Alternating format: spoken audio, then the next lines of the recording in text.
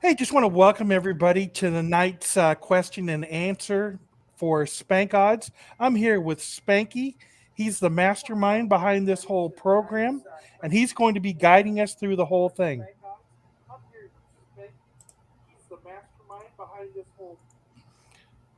Getting a little bit of feedback. I got it covered now. Can you hear me okay, Spanky? Yes, sir. Okay. One of the first things I think we want to do, one of the most important things I get in support is going through what sports books that we offer currently. Can you pull that up on your screen?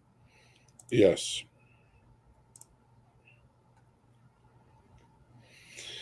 Yeah. So what I want to do today is I'll start with this. Is what we're going to do is we're going to go over every single facet of SpankOdds, the program, all the different features, and um, and then try to explain what's happening, why it's happening, what are we doing, what's missing, how can we get better. So I'm going to just talk, and I'm just going to freely talk about the different features, things I like, things I want to improve, et cetera, et cetera.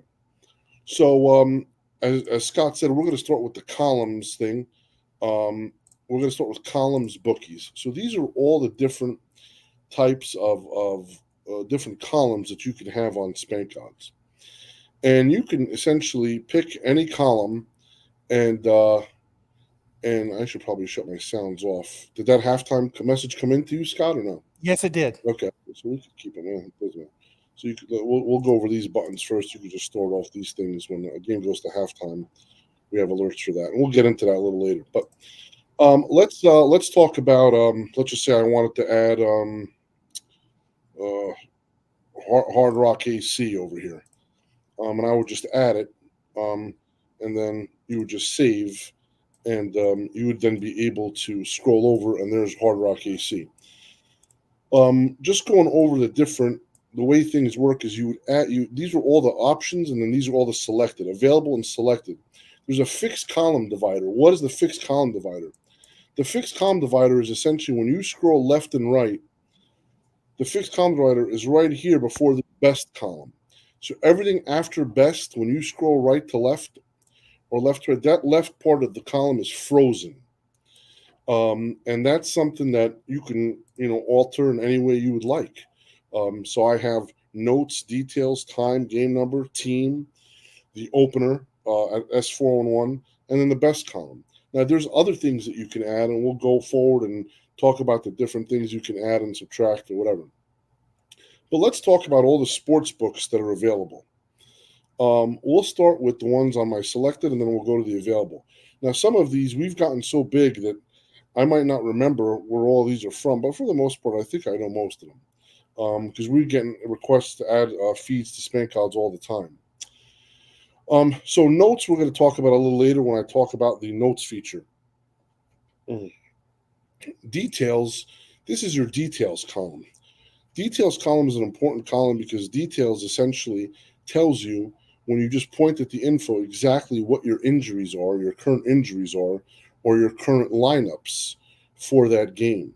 So if I go to basketball and I'm pointing, let's just say at the details column here, I'll have the injury list, and then below, if the lineup is expected, confirmed, or unknown, we'll have the lineup um, for each team. The details column changes once the game starts to a score column, essentially, and it also changes when a game goes to halftime, gives you a countdown on how many minutes are left in the halftime.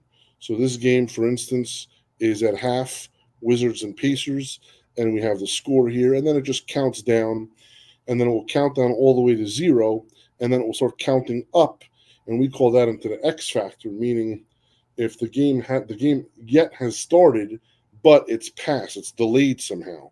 So be careful if you want to get down in a halftime. The game could come off the board any second, and then the bookmaker will, the game will, the third quarter will start.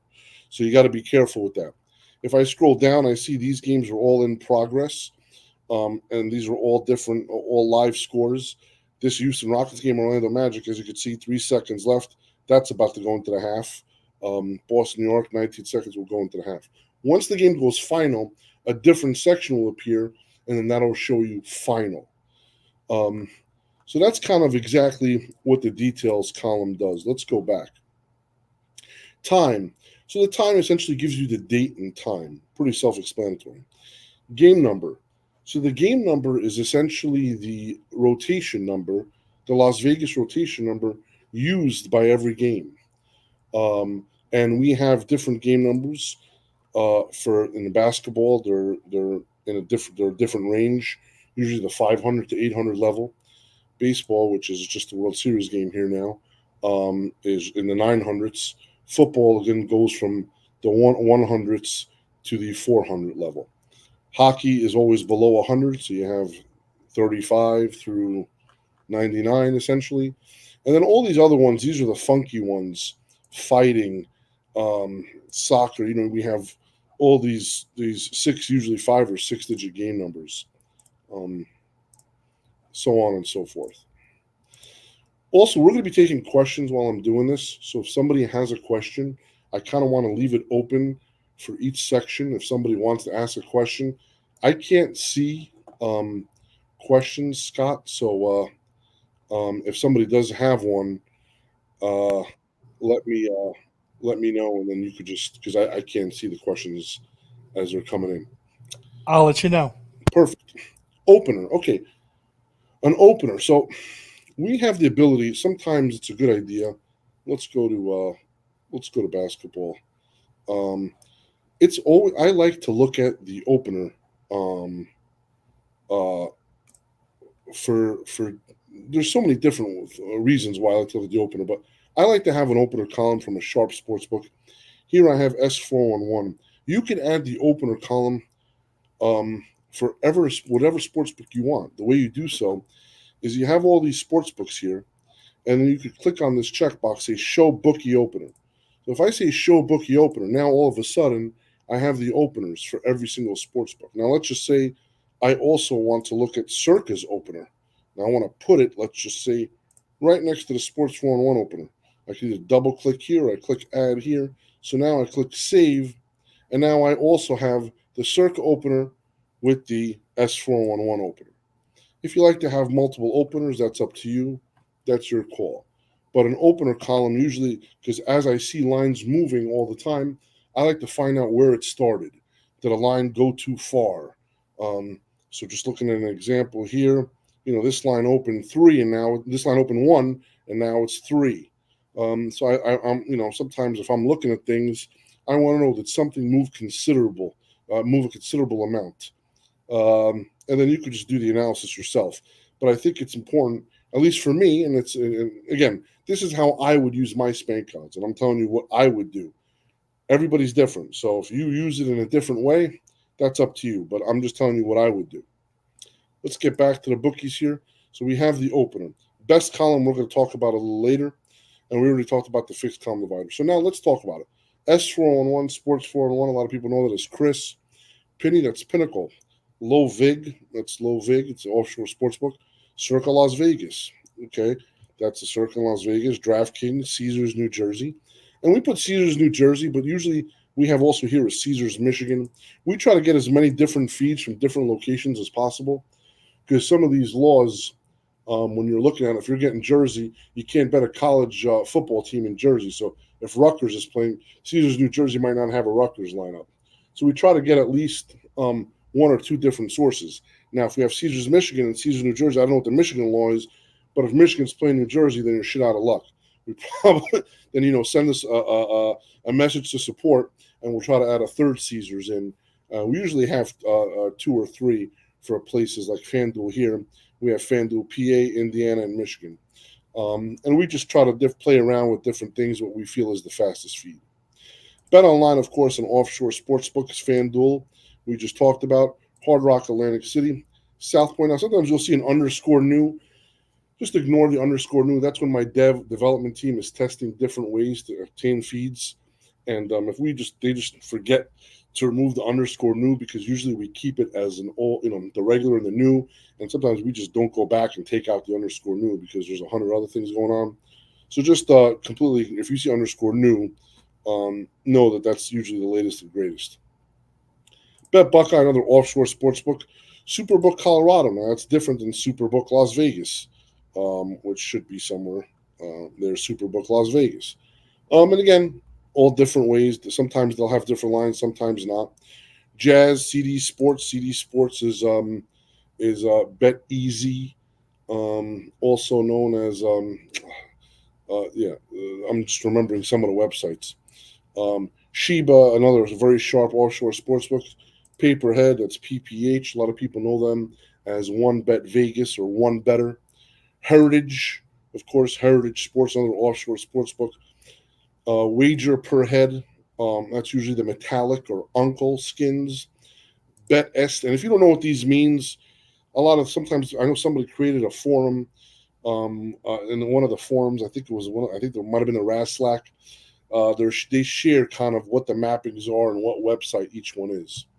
And I might actually have the person that created that. Maybe we'll share that with anybody that asks. Bet STS, another offshore sports bookstore, U.S. bookmaking. Play MGM, Ace PPH, which is Ace or Ace23.ag. Atlantis Baldini's. Baldini's, I believe, is in Reno, and I think so is Atlantis. Is that correct, Scott? That is correct. They're very That's good right. books. These are Reno shops. DSBP and DSBS, so that's Diamond Sports. And they're giving us a public line and a sharp line. That's what they wanted to show, so we show them both. Just Bet is the same thing as Tradewinds. We already talked super IA Sports, which is Easy Play 2001. Barstool, of course. Barstool is kind of what we use essentially for our Camby. We're getting a direct feed from those guys. So soon we'll have another feed to display. But for now, we just call it Barstool. I think once you have one Camby feed, you have them all. Bet War, another very sharp offshore sportsbook.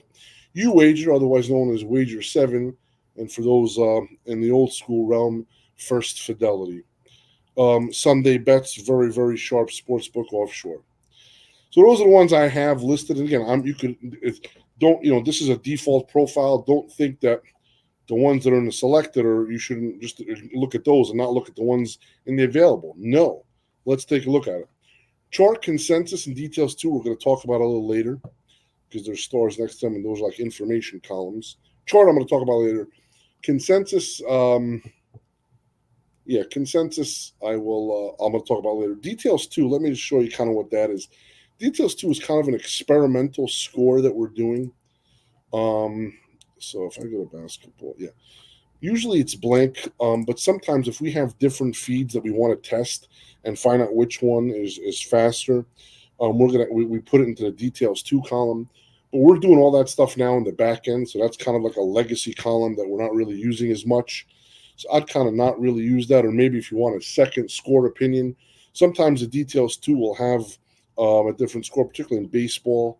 I'm not sure other sports, but take a look at that.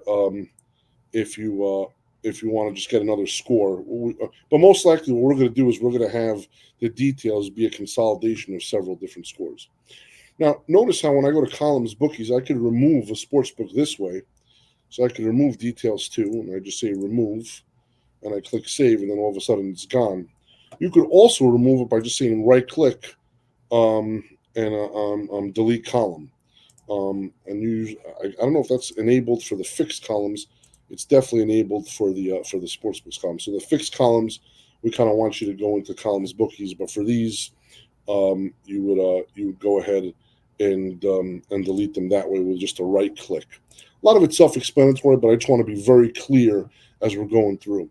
Okay, 3ET, another very sharp sportsbooks. Forecaster, that's an exchange that's there. That we've added that we've just some people have complained that the Vigorish is not attached. We're attaching Vig to that line, and I think that should be done in the next day or two.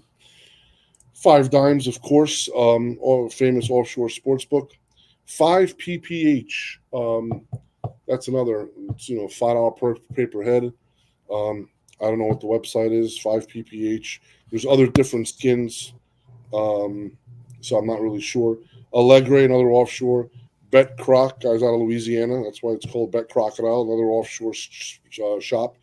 Bet Fred, that's another, that's a domestic shop and out of Europe. Bet Horizon new. Um, so Bet Horizon. Do we have a Bet Horizon here? No, we don't. Okay, so that's another one. Bet Spanky, OSB. Yeah. Spanky, let me jump in for just a second. That one just got upgraded today. That Brett Horizon did.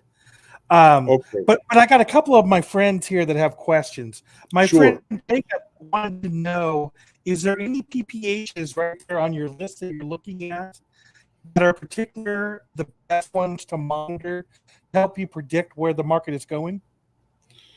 Okay, so this is great question, and honestly, this is one of those touch and feels type thing because, I could give you a bunch of PPHs, and usually whatever the default, was is what we had selected as a good start. But that's not that there's different shops, so what might be good today might not be good tomorrow, and they're all different depending on the sport. So I can never, say, listen, just follow this, this, and this, and you're going to be, this is the key. This is where the treasure is. It really doesn't work that way. You got to figure out on your own. You could go ahead and add all the columns and just look and see who's moving first. You might know something that I don't. You know what I mean? I don't have all the answers when it comes to this stuff because it's always changing. And any sharp syndicate that's trying to bet a game and bet a game heavily and try to keep it quiet, they're going to do what they need to do to make it so that it's quiet. So that they might what a shop that they bet first yesterday might not be the shop that they bet first today. So that's probably the best advice I could give for that. Sorry if there's Okay. a camera issues, but that's just how it is. I understand. My other buddy Pitsky here has a question for you too, and this would be a good time to talk about adding sports books. He wants to know if you're going to add any of the Ontario feeds, and this would be a good time for you to explain how people can help us get books added, since we have so much problems when we try to contact them directly and get them added. Yeah, listen, if enough, the way you do it is you reach out to the sportsbook and say, listen, put your odds on SpankOdds, and you'll generate business that way. We put anybody on as long as they pay their customers. So for the regulated joints, we're never going to say no. And you just got to reach out to us. Either you can reach out to me directly, Spanky have the sportsbook reach out to me directly, Spanky at SpankOdds.com. You can reach out to Scott, support at SpankOdds.com. And just have the sportsbook reach out to us. Give them that email, and we'll work with them. We could cover any which way they want to send us the feed. We'll work with them. My developers are ready, willing, and able to process whatever requests are out there. Me not being in the Canadian market, I don't know what the good ones are and what the bad ones are, but we will definitely accommodate any requests as long as the sports book is willing. And if the sports book is not willing, if it's good enough, we'll figure out a way. If we have to scrape the sports book, why not? We'd rather have go in the front door and have them send us their lines, but if we have to go back door, it won't be the first time that we had to resort to that. So Okay, you can go back to normal. All the questions have been answered so far. great. So Bet Phoenix, another offshore. Bet Rivers. I think that was that a Canby one, Scott. Maybe it is. Yeah, Adam's saying it is. Okay, so there's another one. I don't know if that matches. Bet Us, that's offshore. Bovada offshore. Catalina offshore. Cirque, I think that might have been Circuit Colorado, which now I think matches Circuit Las Vegas, if I'm not mistaken. So we had that. I guess that's like a legacy thing. Crypto Sports, another offshore sports book. Easy Street. Easy Street is also known as Fast Wager Live. We talked about the two FanDuels. MGM Vegas. MGM Vegas, we've been having a problem. It's a good feed, but we have a problem with them when they send us. They send us first quarter lines as first half lines, and that's something that we've been working with the back end provider to stop that, but it's hard to fix that. So that's an ongoing issue. But MGM Vegas, that applies to MGM Vegas. I think we also have Play MGM. Yeah, we have MGM, which is non-Vegas. Matchbook Monarch Blackhawk. Where's that? Colorado, I think. Yeah, that's Colorado. Colorado. Per head, which is same thing as Yo Pig, Bet Eagle. The four pinnacle alternate lines. So these are pinnacle lines, but it's essentially pinnacle lines where you plus or minus a half a point and a point each way. So as pinnacle moves, you could also see what their alternate lines are. Play CR, another offshore sports book. Points Bet, which I don't think is currently working right now because I think they just merged with somebody. I forget who. Fanatics, maybe? No, I don't know. Somebody, Boris, okay, I don't know who it was. But maybe okay, I can actually see this chat now. Barstool's not Campy anymore, so correct. I'm corrected on that. Barstool's not Campy, so I guess it's its own thing.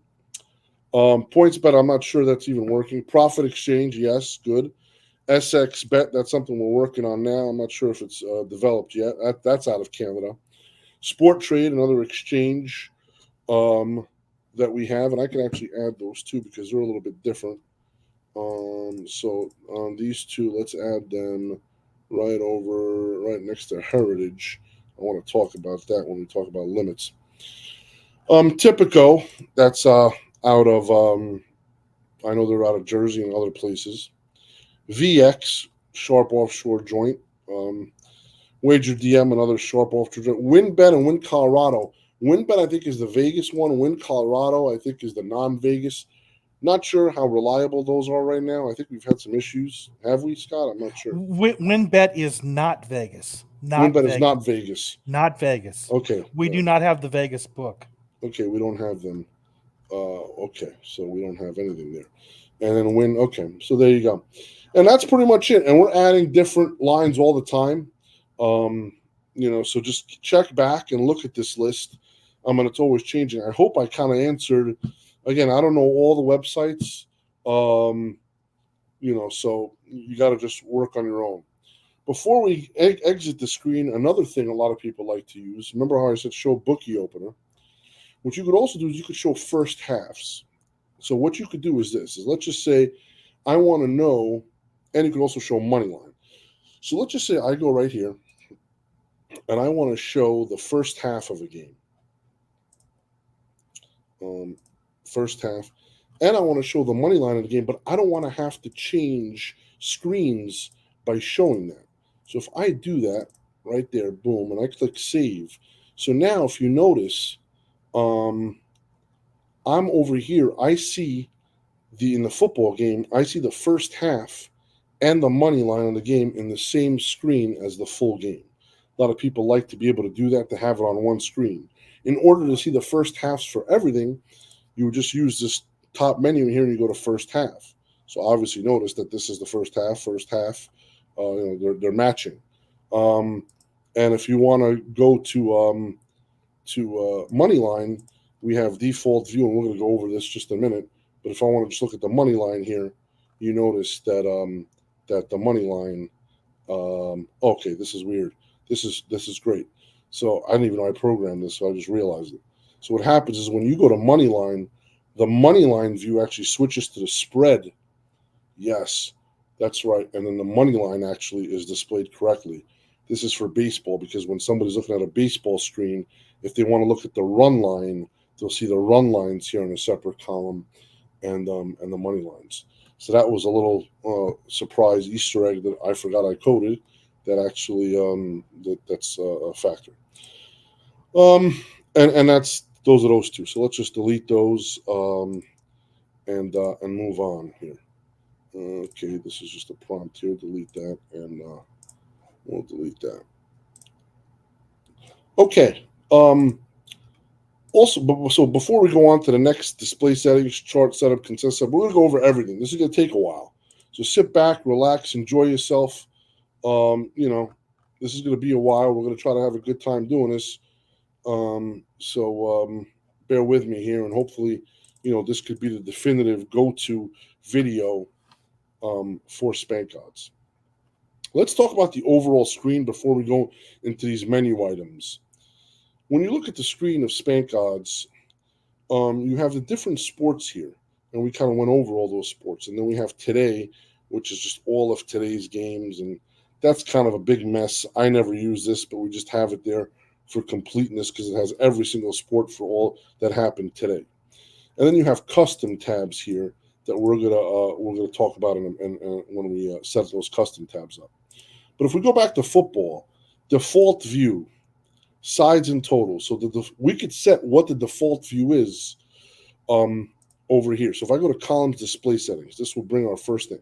This section right here that I'm pointing at called default view. I could set what the default view is. So for football, I wanted side and totals. For basketball, I wanted sides and totals. However, for baseball, the default view, I wanted totals and money line because the money line for a baseball game is usually the standard. When you're betting a baseball game, the run line is usually the optional. It's the secondary market, whereas the run line is the secondary market, the money line is a primary market, and that's the opposite for football and basketball. And then you could set this in any way you want. So these are just what we believe the standards are, but you could make it. So football, if I have default view, let's just say football, I only want to make default just money lines. I'm going to click save here. So now, okay, that didn't save really. Okay, hold on. Display settings. All right, so we have this is this is one of the best things about this, and I want to talk about this because the whole system is always going to have bugs in it, and this is what we're still trying to. And I just found one right now. And if you see bugs, help us with this. Report these bugs because not everybody uses every one of these little things, and we want to make sure that we solve all these bugs accordingly, um, so that we can nip them in the bud and make sure that they don't come back. So I just tried to make football just money line as default view, and it should have just showed money lines, which it didn't. So that I just noticed as a bug. Let's just try to see if I say totals in money line. I wonder if that will work. Okay, so for football, it's not. Okay, so that's interesting. We'll have to look at that. Have you noticed that, Scott, at all with what the default view is? No, Um, I set the default up different than that. Gotcha. But your defaults work. Mine work perfectly. Yeah. Okay. What I want to do is I just want to simply, and I'm going ahead of myself, but I have to just see if this is a regular tab or a custom tab bug. So I'm going to just add the college football games for today, and then this is the default view. And if I just say columns display setting, if I make it totals and money line, okay. So yeah, this is supposed to, so it's showing totals and spread. Um, so we're going to have to look into that. But yeah, that was something that was been working for a long time, but it just seemed not to work. So let me just add a few more games just to make sure that yeah. Okay. All right. So perfect. So we have our first bug of many that we'll probably encounter here. But anyway, the idea is to be able to have this and set it up on what you want to see, whether it be sides and totals of money line, sides and totals, totals in both money line, et cetera, et cetera, et cetera. And then you could do that per sport. So football, basketball, baseball, hockey, fighting, soccer, et cetera, et cetera, et cetera. So let's just we'll make that like that. And okay. All right. Moving on. So if you want to now look at first, so these are all the different views. If you want to look at sides, you'll look at sides. If you want to look at sides and totals, look at sides and totals. Totals and money lines, there it is. So these obviously are working. Totals and money line or totals in both money line. So let's look at the difference here. Totals and money line is I'm going to just see one money line and I'm going to see a total. If I say totals in both money line, I'm going to see the comeback right away. And that's pretty important. In this day and age, money lines are never standard. So over here, the Buffalo Bills will be minus 468. Tampa will be plus 363. Totals 43 flat. And then you just, you'd go on, and that's how you'll be able to see it. So when I'm looking at money lines, I usually never just see one money line. I see both money lines. You, of course, have just sides, just totals, just money line. We have your away team totals. Pinnacle hangs those up, and we have your home team totals. Now, why would we want to change the default view? The only reason why we'd want to do it, because you could always change it here, is when you make a custom tab and when you combine sports. So I just call this MLB, but I'm putting everything in there. If I combine sports, let's just say, Um, uh, let's just say I want to put in this thing, some baseball or some Mexican or whatever. It'll then know exactly what to display based on your default view. So I'll know that my default view for football is spreads and totals. I'll know that my default view for baseball is money line and totals. So that's why the default view needs to be set in this section. Of course, this thing we found out is not working, which we'll definitely adjust accordingly. So that's a default view. Now, full game again. You could look at first half. You could look at second half, and that's the halftime. This halftime, so the second half is just going to display that.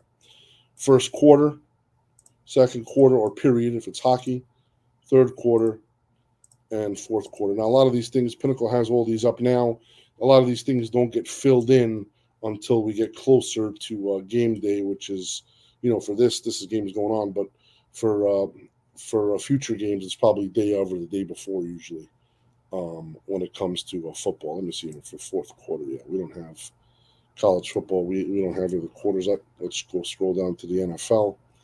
Fourth quarter, yeah, we got Jazz hanging some stuff up. Ace, not many hanging the quarters up this early in the week. Okay, I think that went. Now let's go over all these buttons, and then we'll go over the menus. Clear. So when something changes on Spank, any questions first, Scott, before I move on, or how we doing here? No, it looks like there's no questions currently. Okay, good. And Scott, you feel free to ask me any questions that you feel that we're missing here. I made the font a little bit big so that everybody could see. I hope that's good enough that people could see what's happening here. Okay, clear. What happens now? I have my display settings is color line moves. So whenever a line moves, I make the color this color, red. And then after, and I could set this, I can make it whatever color I want. After 30 seconds, I use color black. And then finally, after 5 seconds, I have the same color black, so it just stays black. Now, I could make it so that, let's just say, and I'll bring this over here. Do you see this color palette that popped up or no? No, we cannot see the palette. Okay, because that opened up in a new window, so that's not good. Um, okay, well, That's based on the sharing and the program we're using. That's nothing. There's nothing you can do about it. You have to share the whole window. We gotcha. must have made an error. But the one thing I want to say about this screen is this screen drives me crazy having it black or a gray and white. I know you don't see colors difference, but I do, and I have to make the change to the alternating color and change it to yellow because Gotcha. that I can't look at that gray and white. Gotcha. So you'll see when I save it. So I just saved it now, and then you'll be able to look at this. So display settings. Now after 30 seconds, this will turn. I guess I'm colorblind, by the way. So I just look at color. I'm red green colorblind, so it's not like I can't see all colors. But so here, after 30 seconds, it'll turn this bluish thing, and then it will turn black. So this line, let's just say right here, these lines are just moving. If they don't move within the next 30 seconds, they'll go to blue and they'll go to black. And then this is fully customizable. You could make this whatever you want. There we go. Circle just went to blue over here, as you can see, and then it'll go to black. Notice these arrow icons. See these arrow icons? What is that? That's indicating of where the line moved, which direction. So if I click the last button here, notice how it went to it was 21. If I click last, it was 21 over a quarter. What is that? That means under 21 was plus +0.05. Now it's 21 flat. So that line's moving down because circle went from under 21 plus +0.05 to under 21 minus 110. So that indicates on which way that line just moved. Sometimes we have these line indicators, and you could turn those on and off in the columns display setting, which is right over here. Show line move direction icons. You could turn them on and off. Here, if I turn them off, then you won't see them anymore. To each his own. I like to have them on if I want to just see which way the line moved from, and to see just by looking at it to see which direction things are going. With a halftime, it's hard because halftime's line are going up and down, so it's hard to determine.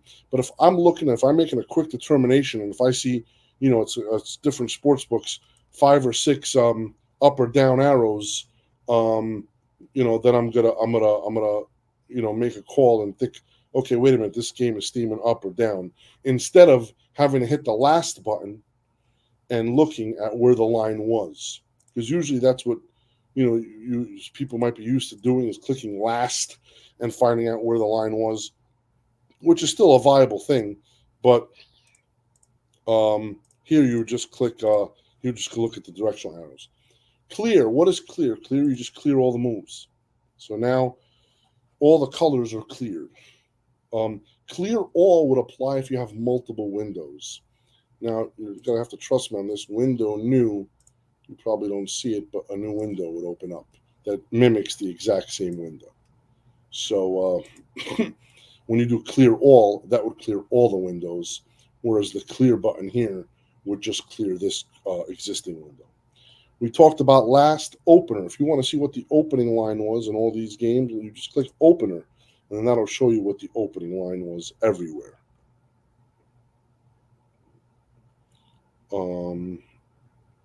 And then notice how the S4-1 opener matches that column matches this column. Sorting. Currently, there's game number sort or time sort. There's an error on that. So that's something that, there we go. Write that one down, Scotty. Bug number 2. This is Got the beautiful. We got it. This is time sort, game number sort. Okay. So maybe that just happened the one time. Interesting. So we'll look into that. But now, if I want to, right now we're in game number, what are we in? I can't even tell which is which. Recently we changed this. Okay, this is in time order. So if you notice, these are in time order right now, starting at the 12 noon games, and then going into the 1 o'clock games, 3:30 games. Game numbers are all out of whack. If you want to do game number sort, then you could look at games that are in game number order. Shrink team. So if you want to do a short team, kind of want to give yourself a little bit of more room to see more different sports books, you could have a shrink team, and then if you want to go long team, it'll just go long. Another important thing that happens with SpankOdds with the display settings is this columns automatically fit data. So this is checked off for convenience, but a lot of people don't like it. That's why it's an option. What does that do? Columns automatically fit data means that if the data doesn't fit in the column, it'll automatically adjust to squeeze it in tight. Now, some people want to say, listen, I like it. I don't care if it's getting chopped off. I don't care if it's getting chopped off. I want to make it so that it doesn't automatically fit the data, so that when I move this thing, it's not going to automatically fit. So you could just kind of squeeze it in as best you can, and then you guys could figure it out. And these were all going to be stored. Your column settings for each tab are stored accordingly. So now the column's not automatically fitting the data here. So I could kind of squeeze in, make a little bit more room, and squeeze a little bit more shops for more real estate. Show them how to force a save of their settings while you're talking about it. So to store your settings, you want to do a file store user prefs. Nothing. It looks like nothing happens, but that essentially lets our servers know that whatever your user preferences are, we're storing them for you. So next time you log in, and you could log in from any location, as long as you're using a password, we have your settings not stored locally on your machine. We have your settings stored on our server so that you can use SpankOdds on different machines, and it will look like the same way when you logged out and logged in on a different machine. So that's store user preferences. This is supposed to automatically happen when you go file exit. We've had some complaints that it might not. So I always, if I'm making a lot of changes, I always do a file store user preference just in case. And then if I'm going to log out, you could either X out or file exit. Adjust columns is just another thing to kind of widen things out if it's a little bit too tight. Chart we're going to talk about a little bit later. If you want to search a game, so like right now, let's just try to search UNLV. UNLV, you click here. Okay, notice it scrolls down and it highlights the row in green. So if there's a lot of things you want to bet and you don't know what the game number is, you can always look for use the search function here. Looking at the team names here, I'm noticing this Florida game is being played at a neutral location. Is that hurricane purposes, or I don't even know, or is that just happening normally? I don't know why that's happening, but um, Florida this week, if anybody wants to comment, we have it as a neutral location. So that's just all, and that'll show you with the N star if the game is played at a neutral location. Okay, last but not least here, we talked about shutting off your alerts and your pop-ups. You could just shut them off temporarily, or you could shut them off or put them on. This is going to give you all the alerts if games go into halftime, when they went into halftime. It'll give you different. Doncic got upgraded to probable earlier, 7:55. Um, Cavs, Darius Garland upgraded to probable, 6:50. So it gives you the timestamp of the latest injuries even after we logged out. From the different, for the major injuries of the day, it'll give you the last, I think, 24 hours of what the major injury flashes were. All right. Any questions? Let's take some questions. So give me a second because I've been rambling. Would love to be able to get some questions. And I think right now we're okay with questions. This might be a good time to. I'll talk here for a minute about your tutorials. If you go to SpankOdds.com, you can click on the button at the very top that shows tutorials, and a lot of these functions, the tutorial is there. And there's another example inside the program where it has a video that you can watch about bookie management on this one. But SpankOdds.com, and you go to the tutorial section, has every single one of them. And I think that's a very valuable thing. And I point people to those a lot in support. And it looks like we got no other questions here. The one thing I would mention to you that did come up in chat was about adding those first half lines to the same as the full game lines, because that is going to mess up your best column. Gotcha. That's a good point. Really? I don't think it will. Will it? I think it will. I would love to be wrong on this, but I think it'll mess up the best column bad. Okay, because I thought we ignored. We're going to find that out. But just to what you just said, Scott, this little icon here is all over the application.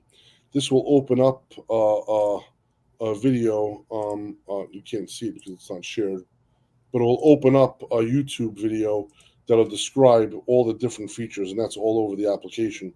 So if you ever want to look at something to get a 3-4 minute clip on what we're doing, check these things out. I made those a while ago, but they're still applicable till today. Let me put that first half thing, Scott, because you might be right, and I want to see if you are right or what. I would love to be wrong. I do have a question here. It looks Sure. like Tim did not like my answer. He wants you to answer. He wants to know the amount of time per day you need to be on the program to get full utilization of it. My response was 14 hours. What is your number? Oh, no, that depends on the user, and I'm going to get into that. But that depends on what you're doing. If you're a top-down guy, you got to spend a lot more time than if you're a bottom-up guy.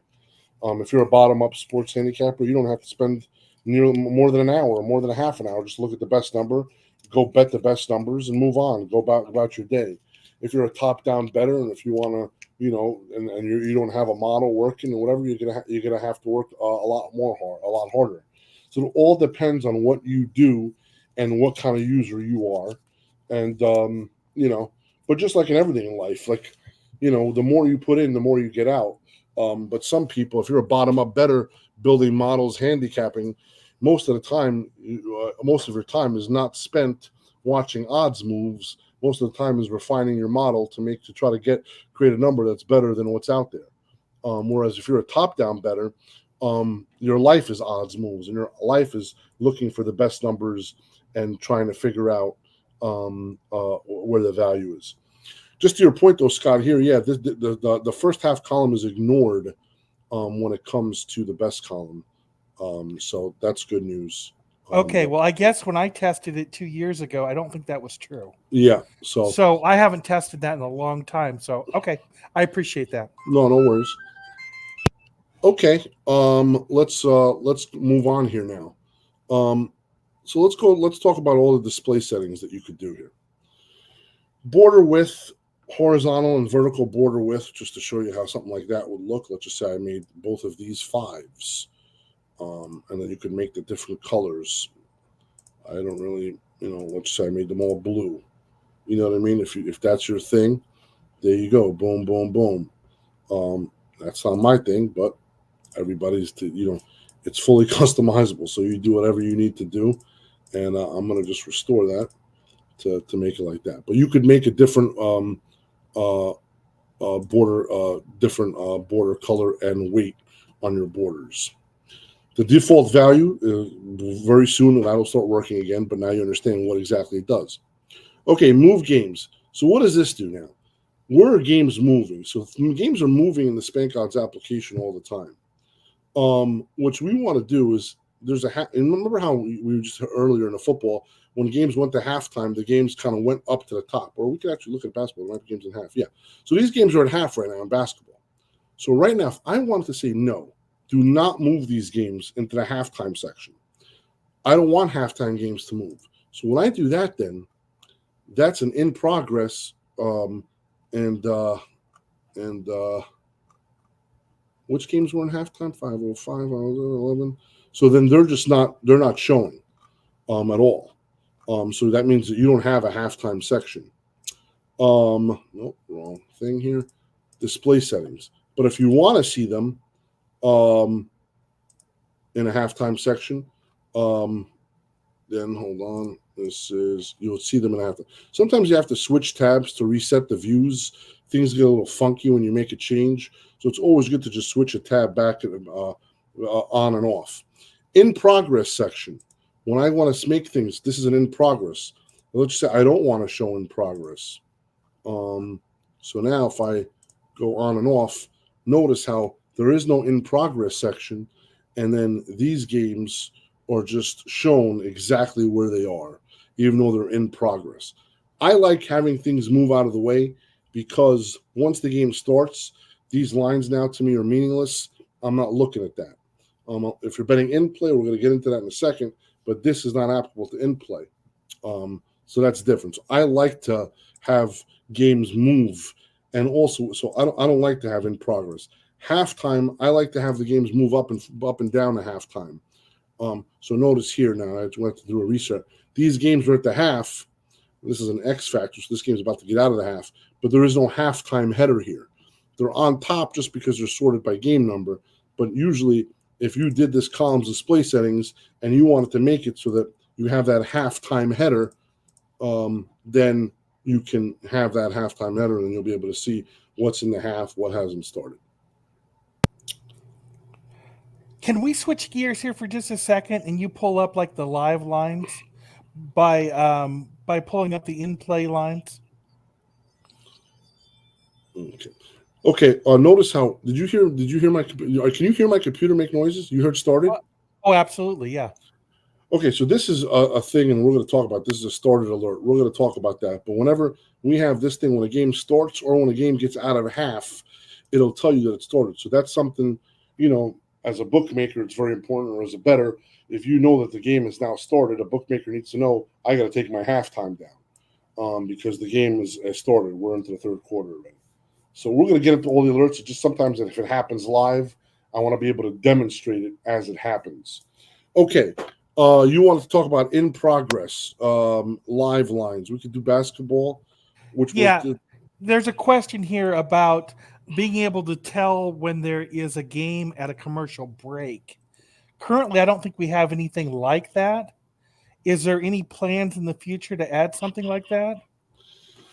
no, So the thing is that to know if a game is at a commercial break, it's all we know. The feed that we get is the clock, how much clock time is left, and what the current score is. For baseball, we get we'll show you the positions of who's. We'll even show you the count, and we'll show you the positions of who's on base. But with respect to football, basketball, basketball just moves too fast. Football, we could probably start to show more details, but SpankOdds is not designed for a cheering thing. Although it is, I get it, when it comes to live betting, it is very important if you know that the game is at a commercial break. But anybody, I always say, if you're betting live, and if you're using SpankOdds to know if the game is at a break or not, I don't advise that. Or if you're using a television or something like, you got to be careful because the sports books have the fastest feed out there, and by the time the game gets off a commercial on your TV, it might have already started already. So you got to be careful to maintain. Again, this is just my advice to be able to time your live betting accordingly, so that you don't get the bookmaker doesn't take a shot at you. Okay, I'm going to just add these games here, and I'm going to just include in-game. So here are all the in-game prices, and this is why if it doesn't automatically fit, it just gets too bogged down here. So let's automatically fit this bad boy. So then we see all these things are just moving in-game. Boom, boom, boom, boom, boom. Lines are just constantly moving. This game, 515, just came out of half. A lot of shit going on in this whole thing. But and I just created a custom tab. You could do the exact same thing that I just did by do manage basketball and include live. I personally like to work with custom tabs because custom tabs I could combine sports and leagues of different sports. So I could have a basketball and a football and baseball all on one screen, and I don't have to worry about that's just how I do it. Some people like to use the individual sport tabs. I personally don't. I like to use custom tabs, so I could change the order. Whereas, like here, this is going to be the order, and you're stuck with whatever that order is. I believe so. I won't. I would recommend using a custom tab. So I just renamed. Have a couple of these tabs. One of them is mine. One of them I call FBM. You can name them whatever you want. But in my custom tabs, these are the live lines. Live is game 9XXX. So game 505. The live line is going to be 9505. Hawks and Hornets, and then these things are just moving. Boom, boom, boom. Now some of the feeds, the live feeds, we're working on getting them as best as possible. It's a work in progress. We might be missing a few, so just bear with us. We're doing our best to try to get everything, especially when a new sport starts, like NBA just started yesterday. So we got to make sure that we're maintaining and we're getting everything in, so that we're able to display it and try to make it as accurate as possible. So that's the in-play feature. Let's go back to display settings. Okay, so we already talked about comms automatically fit data. Show current previous open on mouse over. Okay, what does that mean? So when I'm looking at this game right now, 523, I'm pointing, let's just say at this line, let's just say low vig. Low vig is showing me that the current line is 1.5, previous line is 1.5 minus 09, opener is 1 minus 05. If I do an open game line history, shit, you don't see that either, do you? Hold on, maybe if I did it over here. Do you see my game line history, Scotty, or no? I do not know. Okay, that's not good. Can I share that as well? Like, how do I do that? You can't share it based on what way you already have it set up. You have to share it different. Instead of doing the window, you have to do the whole screen. It's too late now at this point. Gotcha. Okay. Well, if anybody has a SpankOdds, if you right click, you could see the line history, and then you could see. Now, if I point at the line, it will tell me the opener, current, previous, and opener. When I go to display settings, and if I don't want to see that, then that stopped sharing. That's not good. I just click stop sharing, so now I got to share again, right? Share. Okay. Yeah. Let me know if I shared it, Scotty. You see my shared thing still or no? Looks good? Okay. So if I click X on that, then when I'm pointing at the line, I do not see the current, previous, or opening line when I point at the line. So you could shut that off. The one thing that you have on certain sports books, which is one of my favorite features of SpankOdds that nobody in the world has, is you could see the current limits. at certain sports books. So right now, Chris, on tonight's game that's about to start in 9 minutes, notice how this green box goes around. Is this green or red? I think this is green. This green box goes around when a game was, I think, 10 or 11 minutes away to start. That just shows that it's about to start. When I point at the Chris line, 30 dimes on the side, 5 dimes on the total, 10 dimes on the money line. Pinnacle, 20, 5, and 12. Circa, 20, 3, and 5. That's a weird amount, 12 dimes on the money line at Pinnacle. Not everybody shares their limits. Caesars, 2,500, 2 dimes, 5 dimes, believe it or not. So not everybody shares their limits. The people that do share them, we display them. And if anybody that's watching this that gives us their feed, if you want to show your house limits, which I'm sure most people would not want to do because then they might be obligated to actually give those limits, which would be against their entire sportsbook model. But that's either here nor there. So this is showing you limits on games, and that's very, very important. And I'll talk about that a little bit later. But if you point at these things, you could see the current limits live. Back to the display settings. Okay, so this is let's go show line. We already showed line. Show border for best line. Okay, this is nice. This is a little bit too busy with the live line, so let me just take the in game out. A lot of things moving here. Oh, this is an empty list, so that's not the way to look at. But okay, so let's just say let's clear out. Okay, what does this thing do now? First off, let's talk about the best column. What is the best column? The best column is essentially giving you the best line out of all your columns. So when I have the best column here, if I wanted to bet Sacramento Kings, the best line out there on a point spread is going to be -1.5, -07 at Sunday bets. If I wanted to bet the dog, it'll be +2, -06 at Ace. If I wanted to go over, look at this. The exchanges are battling each other. This is nice. Oh, no, they're not. Well, this is what we call a Polish middle. But if I wanted to bet the over, the best line would be over 233.5 -02, or under 232.5 +11 at Sport Trade. -116 +110. Now, this is based on our math that we calculate. Some people might say, no, I disagree with your math. That's fine. That's okay. But this is what we believe that the best number is. If there is a profitable scalp or a middle that's not a Polish middle that is worth it, this best column will be highlighted in green. So let's just go to football over here. And let's pick something. We got a lot of things here going on. So let's remove this. Because things get tight. We'll remove that for a second. If you want to see a scalp right now in basketball, game number 525, South Point versus Forecaster on the money line. Okay, on the money line. So if I'm going to go to M, so I might not have all these guys. So if I go to Calms Bookies, I'll add Forecaster just randomly anywhere here. Yeah, it's South Point. There you go.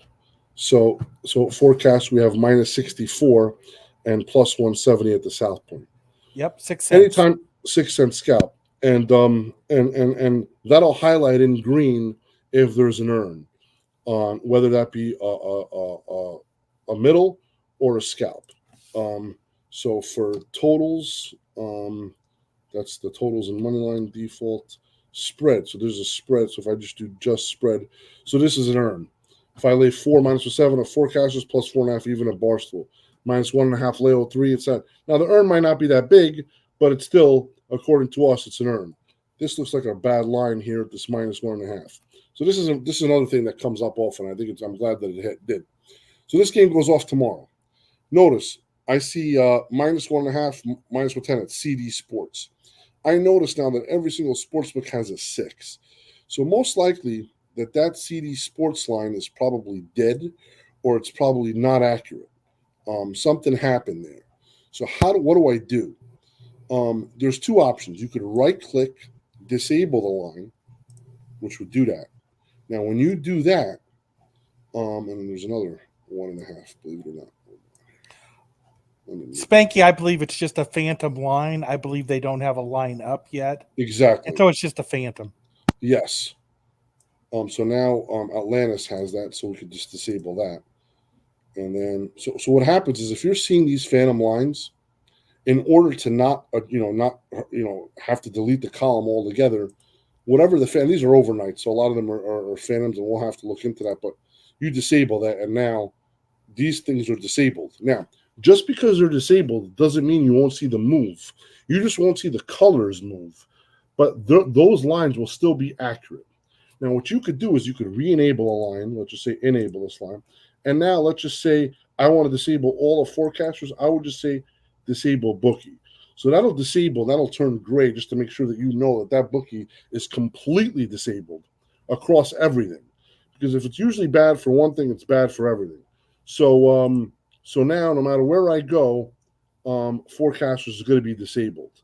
And if I want to enable them, again, I would just right click enable bookie, and then they're back to being enabled, and then that fake middle is going to show. So we'll just do disable line. So that's what the best column is. Now let's talk about any questions before I move on. It looks like we're good. Okay. This is a lot of stuff. It's such a huge application, so I want to make sure I go through everything that everybody can understand. Most left best line highlighted. Okay, let's talk about that. So, see how this best says -5.5. Tomorrow's game, Milwaukee Bucks. CD Sports is highlighted as the -5.5 here.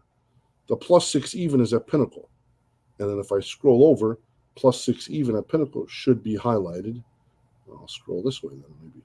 There it is. It's highlighted in that box, right? Let's do a short team just to give me more space here. And -5.5 CD Sports. What I want to show is that is there any other 5.5 out there? I wish there was. No, there's not. Okay. Bad example. Let's do, we're live here. Let's do this example instead. -6. Oh no, -5. No, that's not good either. Shit. You can do it like this, Spanky. Disable the 5.5, and then you got a bunch of sixes. That's a good point. Let's do that. But yeah, but then I have 5.5 late 15. I do have a bunch of sixes.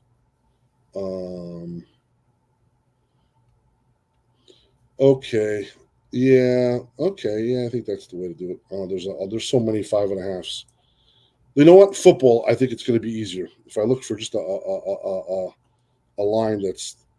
I want to show exactly what this does and how somebody could utilize this.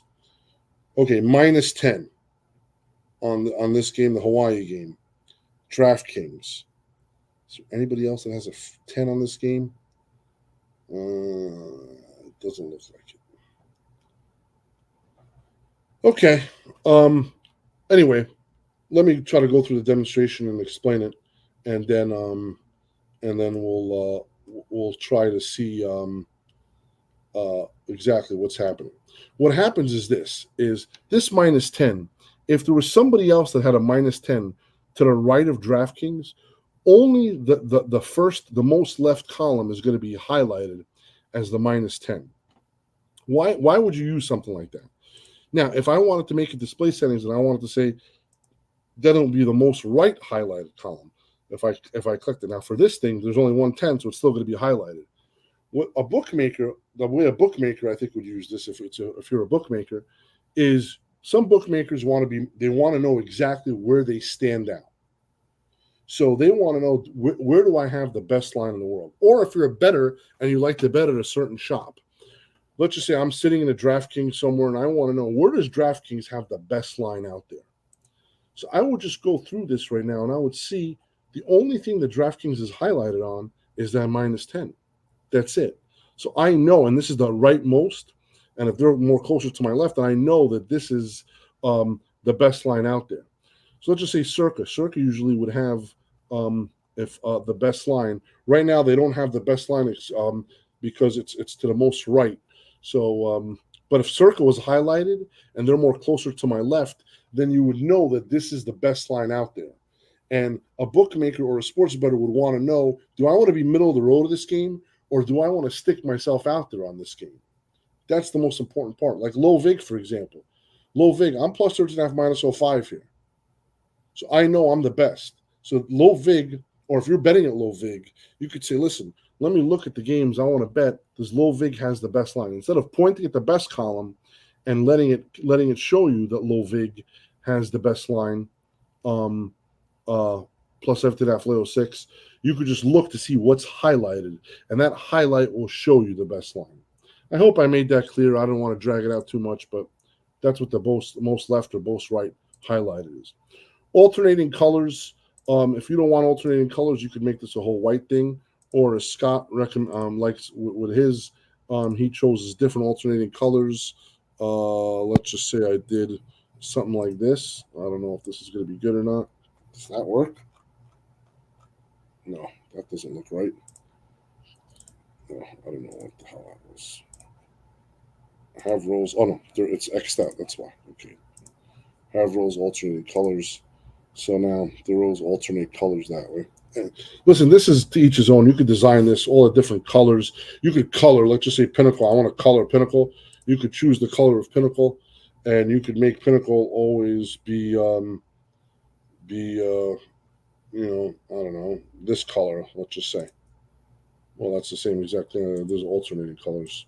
Of all the colors in the world, I choose the same one. We'll do that. So now Pinnacle is this color. So now I'll always have Pinnacle as that color. And you could do whatever you want. Play around with whatever color choices you use. Everybody's SpankOdds is going to be different. We're never going to force colors on you. You get to choose whatever colors you so desire. Okay. For soccer lines. Okay, let's talk about soccer. Soccer again is has not been given much love, and I recognize that. A couple of people pointed that out to me, and that's for sure. We're going to eventually give soccer a lot more love, and we're trying to make it viable. We're trying to put as many leagues in there as possible, try to get as many live feeds as possible. It's just that SpankOdds has always been a U.S. facing product, so the U.S. sports are our number one priority. So just bear with us for all you soccer guys. We're going to get to you eventually. Okay, but for this thing, display a quarter and 3/4 for soccer. So let's just go to soccer. Okay, notice how here, this game, Major League Soccer. I don't even know what these teams are. I don't like to use this short name. Let's just say San Jose, Kansas City. Notice Bet Online right here has minus 3.25 even, plus 3.25 minus 15. Now, if you don't like, oh no, just where's that? Minus 3.25 minus 02 plus 3.25 minus 18. If you don't want to see something like that, the 3/4, and you want to look at a 0.75 or the 0.25, you can just take that off, and then it will show you traditionally the halves will stay the same, but the quarters and the 3/4 will show in decimal format. We try to pay attention to as much detail as possible. Consensus line I'm going to talk about with VIG and not VIG, American odds. Okay, so this is something that that a lot of you guys love, so we're going to do that here. American odds. So there you go. This is decimal odds now. So a lot of people, they're probably catching a hard on looking at this shit. For me, I get a headache looking at this shit, but to each his own. That's why we created it. If you like to look at this and understand what this is, there you go. All the math is the same kind of. We do all this, so if there's a scalp or middle, it's going to be the same thing. And it just converts all the American odds to decimal odds. And then ignore added and extra game line alerts. So that's on by default. That was another request we just put in earlier this year. The extra games and the added games, extra games in college football, they move so much and then it triggers so many line alerts. People want to shut them off. So now you pretty much ignore added and extra game line alerts. For props, they're always ignored. They just move too much and too often that anybody that tries to make a line alert and then wants to attach it to a prop, it's just too hard, too much, and overloads the system. And it doesn't provide the best experience. Last thing, opener button color. Last button color, row highlight color. So that we'll have that. So when you highlight a row, when you click that last button, and when you click the opener button, these are just colors. I'm going to go back to my gray here, Scotty. That's all right with you here, whatever that is. Okay, so that's the display settings. Any questions with that? No, it looks like there's no questions in the chat right now. Perfect. All right. Um, let's move on. Chart setup. Okay, what is a chart? So a chart, I have a whole video on this, and it's hard for me to go over it now. This is the video. Essentially, what it does, it'll read a comma delimited file. We have this available if you ever ask for it, the CSV. I know we have a link somewhere, or if you email support at SpankOdds.com or reach out to SpankOdds on Twitter, Scott will be able to send you a copy of this. And then essentially, this is designed to attach to your internal system or your internal software or whatever you have going to be able to show what your chart is, how much you have on each side, on each total, the net position that you have. This is used by my office extensively. We can't live without it. I have a whole video about it here that goes about it in depth and that explains exactly what the format is. If you're into that and if you want to see your chart live on your screen, I urge you to check that out. Next, consensus setup. Okay, so consensus lines. First off, let's look at bookies. We're going to add the consensus line here. We'll take out. We'll take out. We don't have to take out. I just want to fit everything in. So let's just take out the opener here, and then let's just add the consensus. We'll add the consensus right over here. Okay, save it up. Consensus is now blank because we never set it up yet. How do you set up a consensus? So what does a consensus do? We're going to create a new consensus line. Now, you could create it for all sports. You create it for certain sports. Let's just create it now for just football. Now, what happens is this, is in the consensus line, you're going to assign a percentage on all the sports books that are there. Now, again, these are all the sports books out there on the SpankOdds, and you could assign a percentage for each sports book, of course, the total being 100%. So if I'm going to make a consensus line, and I'm going to just choose things random, don't say, look at Spanky, he chose this consensus line, this is the way to go. No, it's not the way to go at all. I'm just going to bullshit and, let's start off by saying Hard Rock's 50%, okay? So let's make DraftKings 10%. Let's make Chris 10%. Penny, let's make it, 5%. Circle Las Vegas, 5%, and then notice how the total is just accumulating as we go. 5%. How about Jazz? 5%. Sheba, 10%. Okay? Save.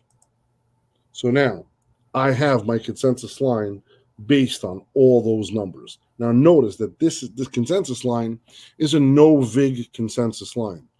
-4 even, +4 even. -20 Leo 6, +20 Leo 6. If you want to attach VIG to your consensus line, you go back to columns display settings, and you would say remove VIG from consensus line. And now, boom, you now have the VIG attached to that consensus line. What do people use the consensus line for? A lot of people use it saying, okay, this is what I think the aggregate sharp line is. A lot of people, a bookmaker might say, I don't want to be too far away from the consensus line. A sports bettor, when he sees a consensus line, he might say, listen, whatever bet I place, I got to make sure I'm betting better than the consensus. There's different ways you could use it. How you use it, it's up to you. But I just gave you 3 examples from both sides of the counter. The thing about the consensus line that is very important is this can change per sport. So now let's just say I go back and I do consensus setup. I have my consensus setting and has all these football. Let's just say I create new. Now let's just say I do this. I click all sports. It's not letting me. It's not letting me click football. It only let me. Why? Because it knows that football has been used. I can't have a double consensus on football. I can't click all sports. Now, if I have basketball consensus, let's just say, and if I just make this one, let's just say 50-50, Penny Chris, boom, I have basketball. So now when I go to basketball, there it is. That's my consensus for those guys, for Pinnacle and Chris. And this is with VIG attached. And the VIG assumes your VIG is always going to be assuming that it's that you're holding 4.5, 4 point, whatever the number is, 4.54%, um, um, give or take. Um, and then this applies to totals as well, or money lines. Um, Let me jump in for a second, Spanky. We have a yes, question out here from yes. Daniel. He has a question about if a sports book has the best line, does that mean they have an opinion on the game, or are they do they just have too heavy of action on one side or the other? What's your opinion? If Circa has the best line on a baseball game, what does it mean? Okay, so that's getting into the beyond how to use it. Yes. So when a sports book like a Circa has a best line, so for example, right here, Circa, they have the best line. If I'm looking at the best, if I let's go to totals. Let's just say, okay, the best total over 44.5 flat. Best total here under 45.5. Okay, so Circa deliberately has a 44.5 there, but you got to look at it. I'm looking at the limit. It's 2 dimes. Okay, so you got to look at what the limit is. When you couple the limit, and I've said this a million times, I'll say it a million and one times. A line without a limit is a house without a neighborhood. You cannot look at a line unless you know what the limit is.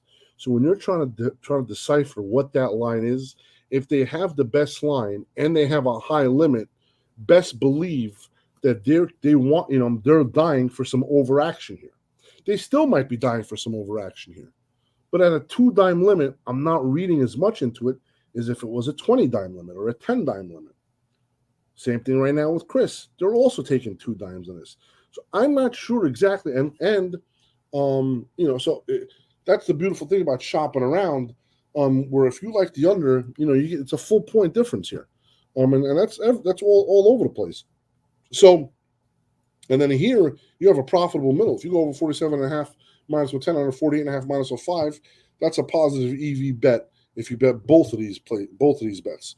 Now, some people might say, "Oh no, but wait a minute, I'm not a middler. I just want to bet." That's okay too. So at least now you know what you want to bet here and where you want to bet it.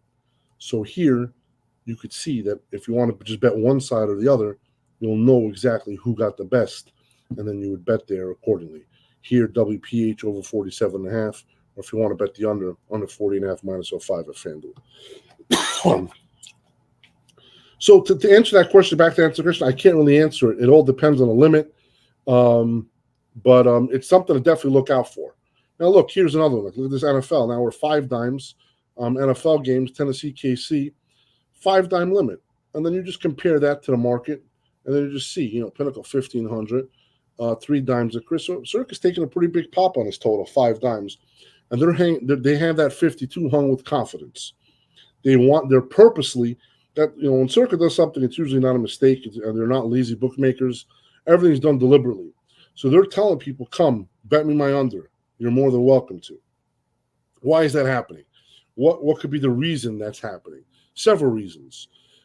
They could have internal handicappers that probably made the total a lot higher than what it is. The more likely reason is that they've written several bets on the over, and they believe that the over at this price could be the right side, or they might have written bets on both over and under, and they feel 52 is the right number. The way to determine it is you open a game line history and you look. I look now, and you can't see this, but if anybody's watching and playing along with me here, Circa opened a game 51.5. Then they went to 54. Then they went to 52.5, and then they settled at 52 3 days ago. So right now, they believe, obviously, somebody bet them over 51.5, somebody bet them under 54, and somebody they respect. The limit at that time was a dime. They increased their limit to 3 dimes 2 days ago, and just earlier today, they went up to 5 dimes. This is a very important screen that I think I got to find a way to share. So if I just say present, let me see if I could try to present this, Scotty, this other screen. The way Um, you present is you have to say when you go to present, you have to say show whole window. You're showing particular whole screen. I think it says whole screen. okay, let me try that. Stop screen, present. Share screen window. Yes, I could show this window right now. Boom. How's that? That I can see now. Okay. So that was that circa total that we just showed here. Um, just zooming in. So again, circa, again, they're at 52 now. Open up 51 and a half. Again, taking dime limits. Went to 54, went to 52 and a half, now at 52, and then went up to 3 dimes and 5 dimes. So right now, there's still, it's a feel out process. What is the bookmaker's objective? The bookmaker wants to get to the closing line as fast as possible and as cheaply as possible. What is the professional sports bettor's objective? To try to not have the bookmaker get to the closing line until they have very high limits, and then you pound them at post. Or they think that they're confident, but they're really not. And again, this is like higher level type shit. I'm just explaining of the best of the both sides of the counter where that's what you want.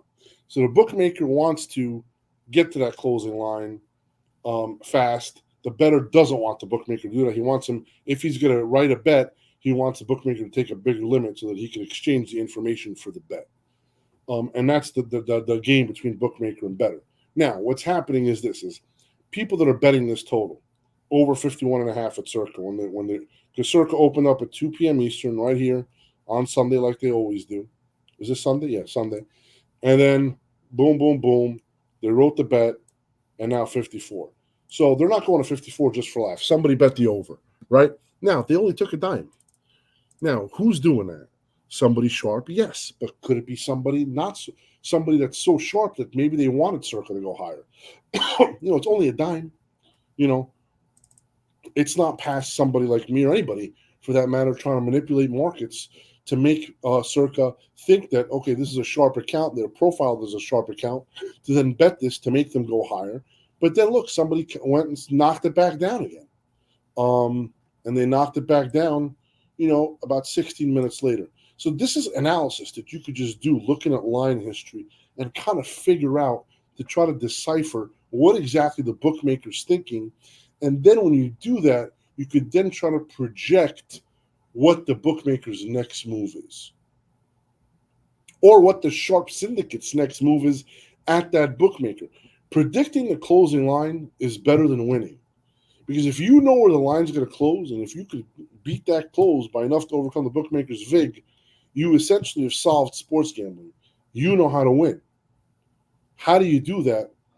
And with this way is to analyze line movements in the top-down way. Okay, I'm glad I shared that. I'm sorry I couldn't share that. So now let me share the screen again. Present my SpankOdds. Is SpankOdds now showing, Scott, or no? Yes, it is. Perfect. Okay, where do we leave off here? Okay, this game went final right now. What a blowout. Orlando blowing out Houston. Let's talk about game alerts. Well, no, you know what? Maybe not. I already talked about the consensus setup. Okay, yeah. So there's your consensus setup that you could set up. And then you could remove VIG or not remove VIG. Okay, before we get into line alerts, I'm going to skip line alerts. I'm going to go to game alerts. Started. So they're all going to look the same. Okay? Started alerts. When a game starts, you want to know, here are the things I put as a default. You could remove things, USFL, I don't even know why that's in there, but you could put that, whatever. What happens now? Pop-up notification, sound notification. Notice how when games started, they showed in the top right. Also notice how that screen disappears after, it seems, 29 seconds. That's what we had it as. You could set that to whatever you want. You might want to keep it up for 60 seconds if you want. Okay, look, it just started again. Well, I don't think this is going to hold, but a game just started. Now I could move that pop-up over here. So I could test the pop-up. It'll be just started over here. If I want to test the sound, I can test it. If you want to use that's the default sound. If you want to use a custom sound, you can. I've gotten word that the custom sound might not be working as fully as it should, so we'll look into that. But, if you want something other than started, these are bugs that we're probably going to be working out. But for now, started is okay. The guy sounds pretty cool. Started. And then you save. So I'm going to make the started go over here in the top left. Change it up a little bit, and we'll keep it up for 35 seconds. Okay, save. Other game alerts, and these are all the same. Final. Now, when the game goes final, I have here, we can make this bottom right, 30 seconds, pop up or sound. Again, it all depends on how you want to make it. You can make it that you don't have pop ups, you don't have sounds, you have one or both. That's all up to you. Fully customizable, whatever sports you want to choose. Again, I just choose the major sports, but you could, to each their own, you could just choose whatever you want. Save. Other things that are pretty self explanatory half times, excuse me, lineups is another one. Officials currently not working. We're gonna that's so I have that, but we're not doing officials. The officials, a lot of people swear by official edge and stuff. It all depends. I think it's more for umpires, home plate umpires. There still might be something there. I don't know if you're looking at different officials or not. There's different theories on that. We're probably going to definitely get around to this eventually, so that you can have official alerts. So when we find out the officials for both NBA and these things are announced publicly everywhere. But if we want to integrate this into SpankOdds, eventually we'll get around to it. But this is currently not active. So if you have officials on saying Spanky, I have my officials set up, but you didn't tell me the officials. My apologies. We haven't set this up yet. A lot of the stuff is a dream that slowly became reality. So that's still dreaming. Okay, injuries. So now here's another one. Injuries. Make sure you have this set up, because my injury team is the best in the world. Pop up sound, get the whole 9 yards. Make sure that shit is showing. Boom, boom, boom. You want to get those injuries, because that's what we take pride in that. Again, we have all these sports listed. Okay. And if somebody says, Spanky, I had Norway elite Syrian injuries, and this Norwegian guy was out, and you don't let me know. Look, then you know what, man? I don't know what to tell you, brother. This ain't for you. I'm sorry. Again, these are dreams. Right now, we're U.S. sports facing. Eventually, we're gonna have all these injuries, but I'm just being honest. This only currently works for the major U.S. sports now. So although we have it set up for the future, um, Norway, Ellerstein, Elite Syrian, I don't even know how to say that. Injuries are not. You could have that listed. You could have it checked off, but it ain't gonna happen. Like, you ain't gonna get a notification for that. All right, pitching changes, yes, and time changes, yes. Pitching changes now that baseball's, and again, that's just for MLB. Time changes, we have a little bit of a bug sometimes with the fights, they change. So a lot of people get these fighting time changes, and a lot of them, people get pissed off at us. I'm sorry, that's another bug that we're working on. But if the game has a time change, we update it, and then we try to announce it. So those are the game alerts. Any questions, Scotty, before we move on? Well, I always bring this up when you talk about pitcher changes, and you've talked about next year making the announcement different with a pitching change on an overnight compared to a today's game. That's still on the list, right? Yes, absolutely. Overnight pitching changes are different um, than um, than your regular pitcher changes. Notice how the final game, Charlotte beat Atlanta by 6, and notice how that showed up in the bottom right now. I mean, again, you customize SpankOdds the way you want to customize it, um, and everybody utilizes it the way they want to. Blowout after blowout. Look at this, just blowouts everywhere in this NBA. Okay. And then this will disappear after I don't know what it was, or you could just exit out at your convenience. If a final happens while there's something that's their final, another box will just show up on top or on the bottom of the previous box. So you don't have to worry about one box overstepping the other box. All that shit is handled accordingly. Look, I got my started now, and it's a lot of shit going on. Games are going off, games are going final. It's a busy NBA day. This thing now just started. That doesn't start. That might have just went final here. Hold on. So something happened here. Sometimes these things get triggered. No, final. Oh, okay. So what happened? This thing went from final Okay, I get what's happening now. So this is something that we're working on as well. This game went from final. The status changed from final to back in progress, so it's not final. Apparently, there's 6 seconds. What happens? We're trying, and this is a good thing to talk about internally. What we're doing is we're trying to get three or four different feeds. And what happens is whatever feed gives us the information the fastest, we're going to publish out there.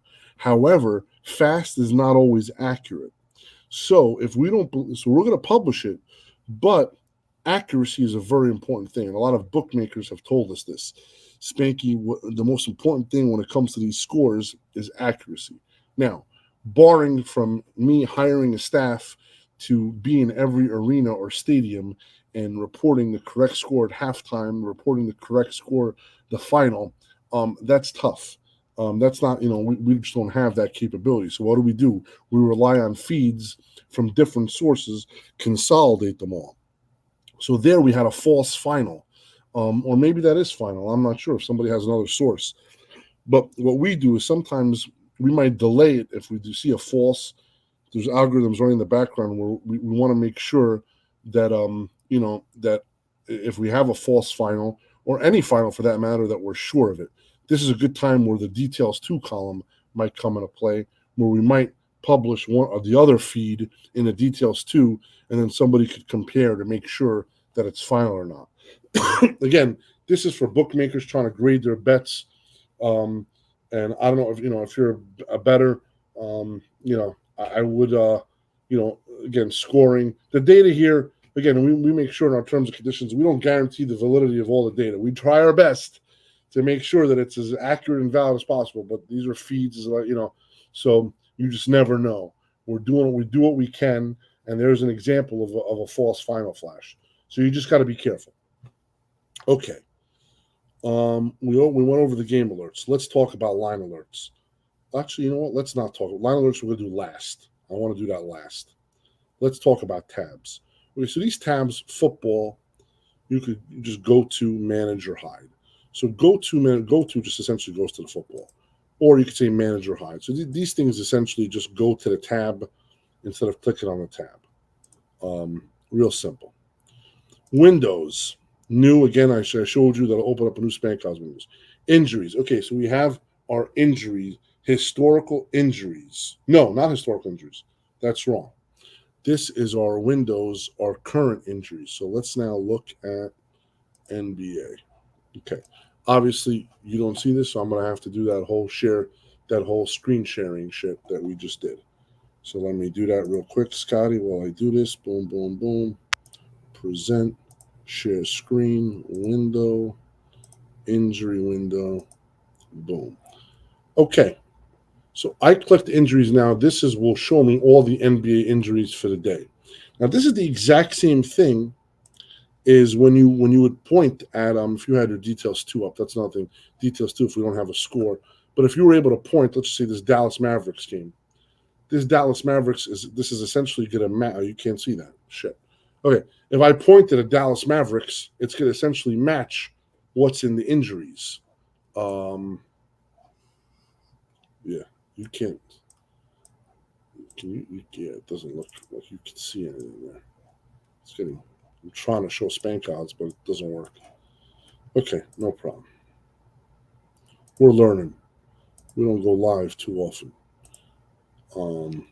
But yeah, Right. And this program is not perfect either. So we're doing the best that we can. yes. Um, okay, so that's where it could show you the injuries instead of having to point that. It'll be in one spot. That's what the injuries does. Let me now stop sharing and then go back and actually, you know what? Yeah, let's share this and then go back and share that. And hold on. Oh, and to be clear, what I meant is I am a big fan of StreamYard, but it is not perfect for streaming. Yeah. Okay, you see my SpankOdds? I just put it up. All right. Let's go to font. Font setting. You could make it whatever font you like. Whatever how big you want it. These are just plain. These are just basic things. Help. Okay, help. let's talk about what that does, and we'll talk about line history, and then we'll talk about line alerts. What is help? So help has membership. So membership is your current membership level is pro, and renews on this date, which we just which is about a year from now. Would you like to manage? Now, if you click yes, essentially that will manage it. If you want to change your credit card maybe or cancel your membership, that's where you'll say yes. It'll take you to the SpankOdds website, our payment portal, where you can then manage your SpankOdds membership. And if you don't want to renew, you click cancel on that. Another thing is reload. Reload essentially logs you out and logs you in.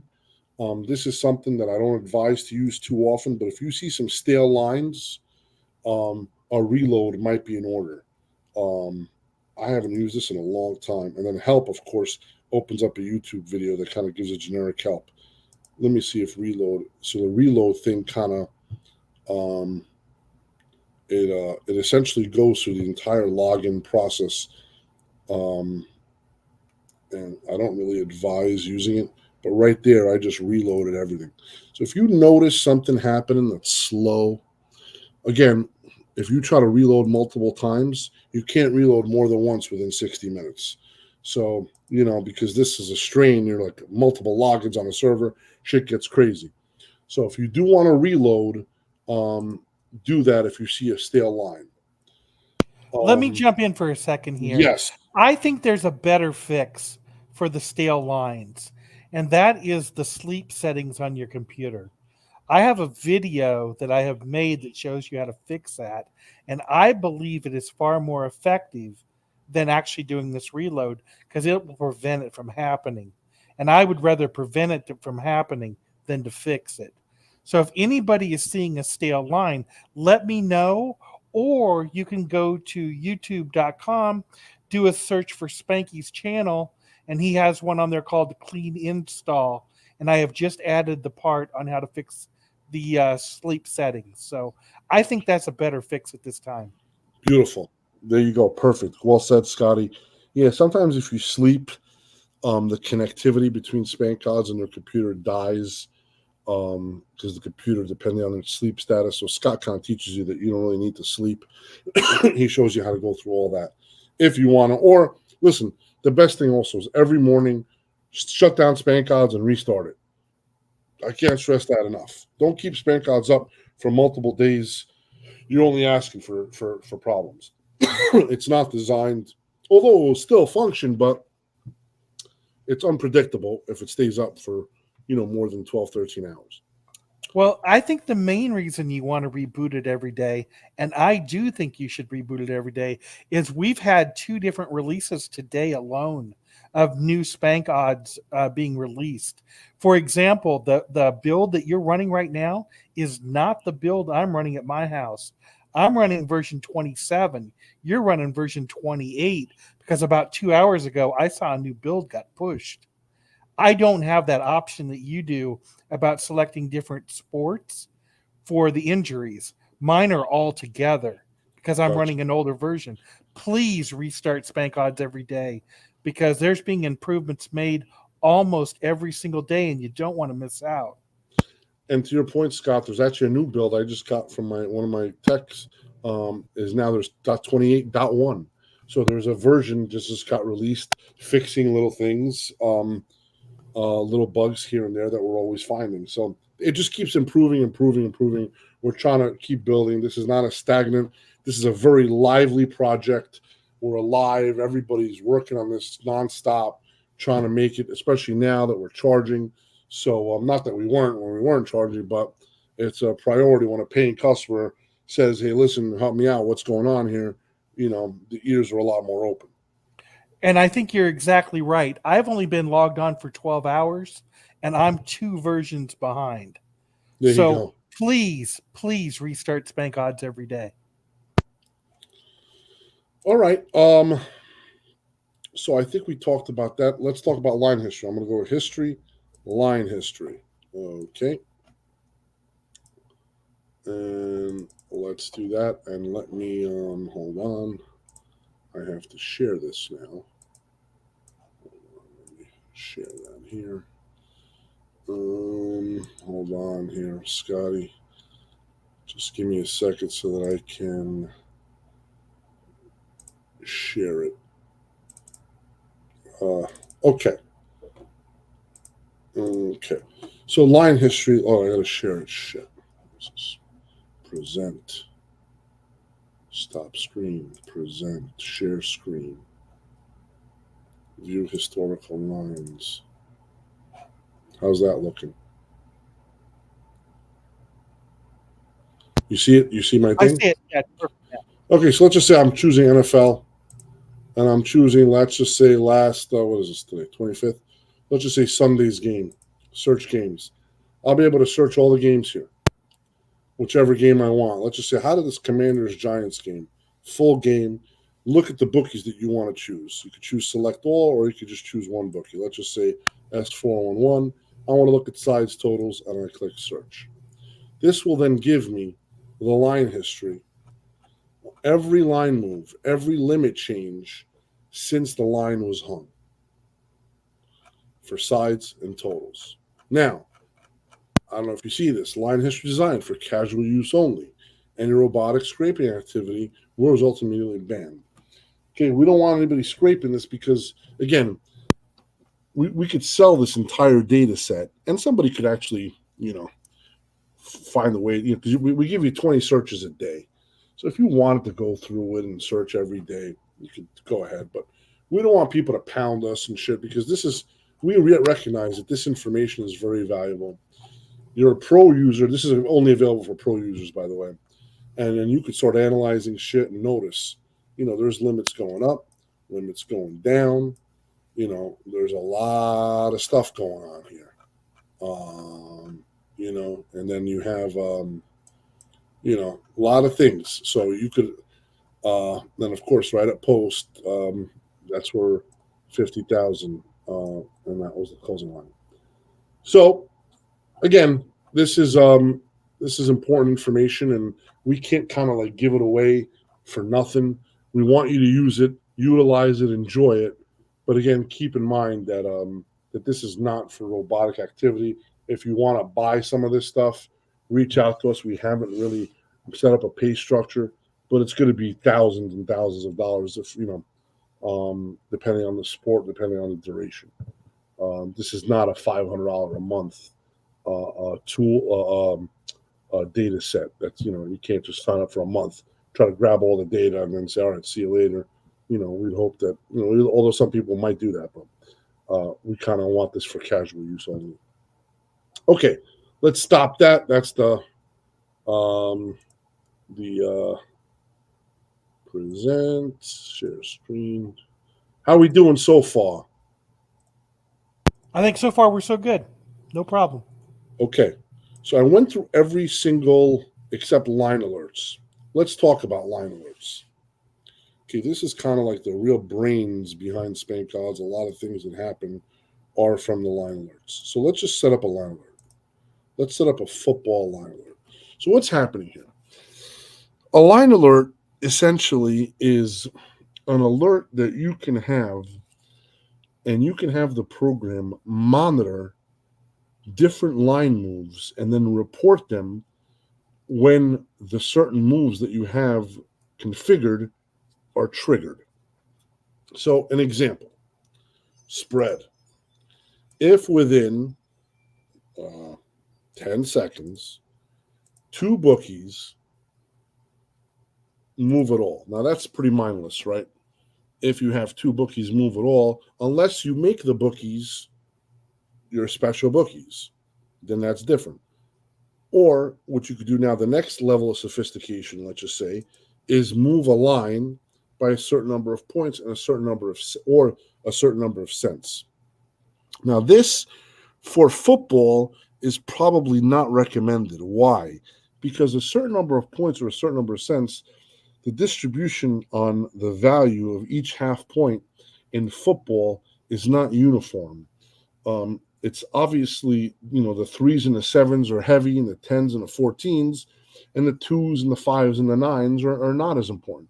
So, whereas in basketball, it's pretty uniform what each half point is worth, more or less. So you could kind of get away with using this configuration for basketball. For football, not. So what would you use for football? You would move it as a percentage of value. And this essentially normalizes all the line moves for you. And then you could monitor the line moves at a certain percent. So if let's just say I want to do this 3% of value. Let's just say 2 bookies, boom, boom, boom. Now, how do I want to be alerted of this? I can play an audio. You can test that audio. Let me know if you hear this, Scotty. Okay. Did you hear major line move? No. You did not hear major line move. No, I did not. Okay. I'm testing the audio, and it doesn't work. Well, I'm hearing it. Oh, it may not be broadcast over the line. Oh, okay. It may not have nothing to do with SpankOdds. It may be StreamYard. But in the past, though, when I shared it, you heard all the audio alerts, correct? Right. The problem is I have 7 SpankOdds running here at my house, and I can't guarantee you that I was hearing yours and not mine. I believed it to be yours, but I can't guarantee it was yours. Gotcha.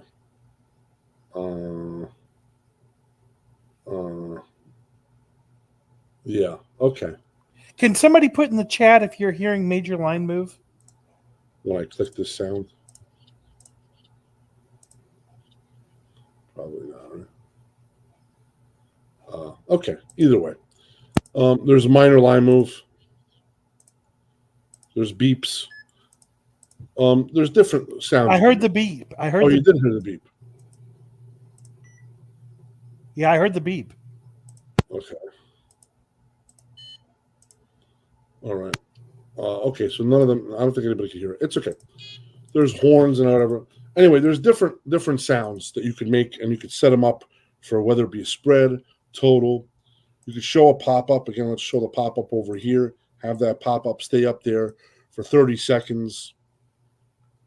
And then this is an important thing. Re-notify me on the same side only after, let's just say, 2 minutes have elapsed. Why is this important? Because let's just say something is steaming. And let's just say you have it on football, college football, and you have, let's say, all bookies. If something is steaming on one game, if you don't set this at a high number, every 2 minutes, you have to give it a chance to stop and settle down, then you're going to keep getting alerts all the time. Again, this could be set for any different type of period, etc. And then you have to name your alert. I'm going to call this my football alert. I'll just call this football. Okay. Yep, there's another thing with the final and this in progress. So we're going to have to look at that. All right, save. So now I set up my line alert. Why would you use it? So now if I want to edit existing, I just go back and then I can edit exactly what I just touched on. This is something I like to use just to show the test. Maybe we do it for move it all, because then to show you, we can actually make it just one bookie move it all, which will, anytime a bookie moves, it'll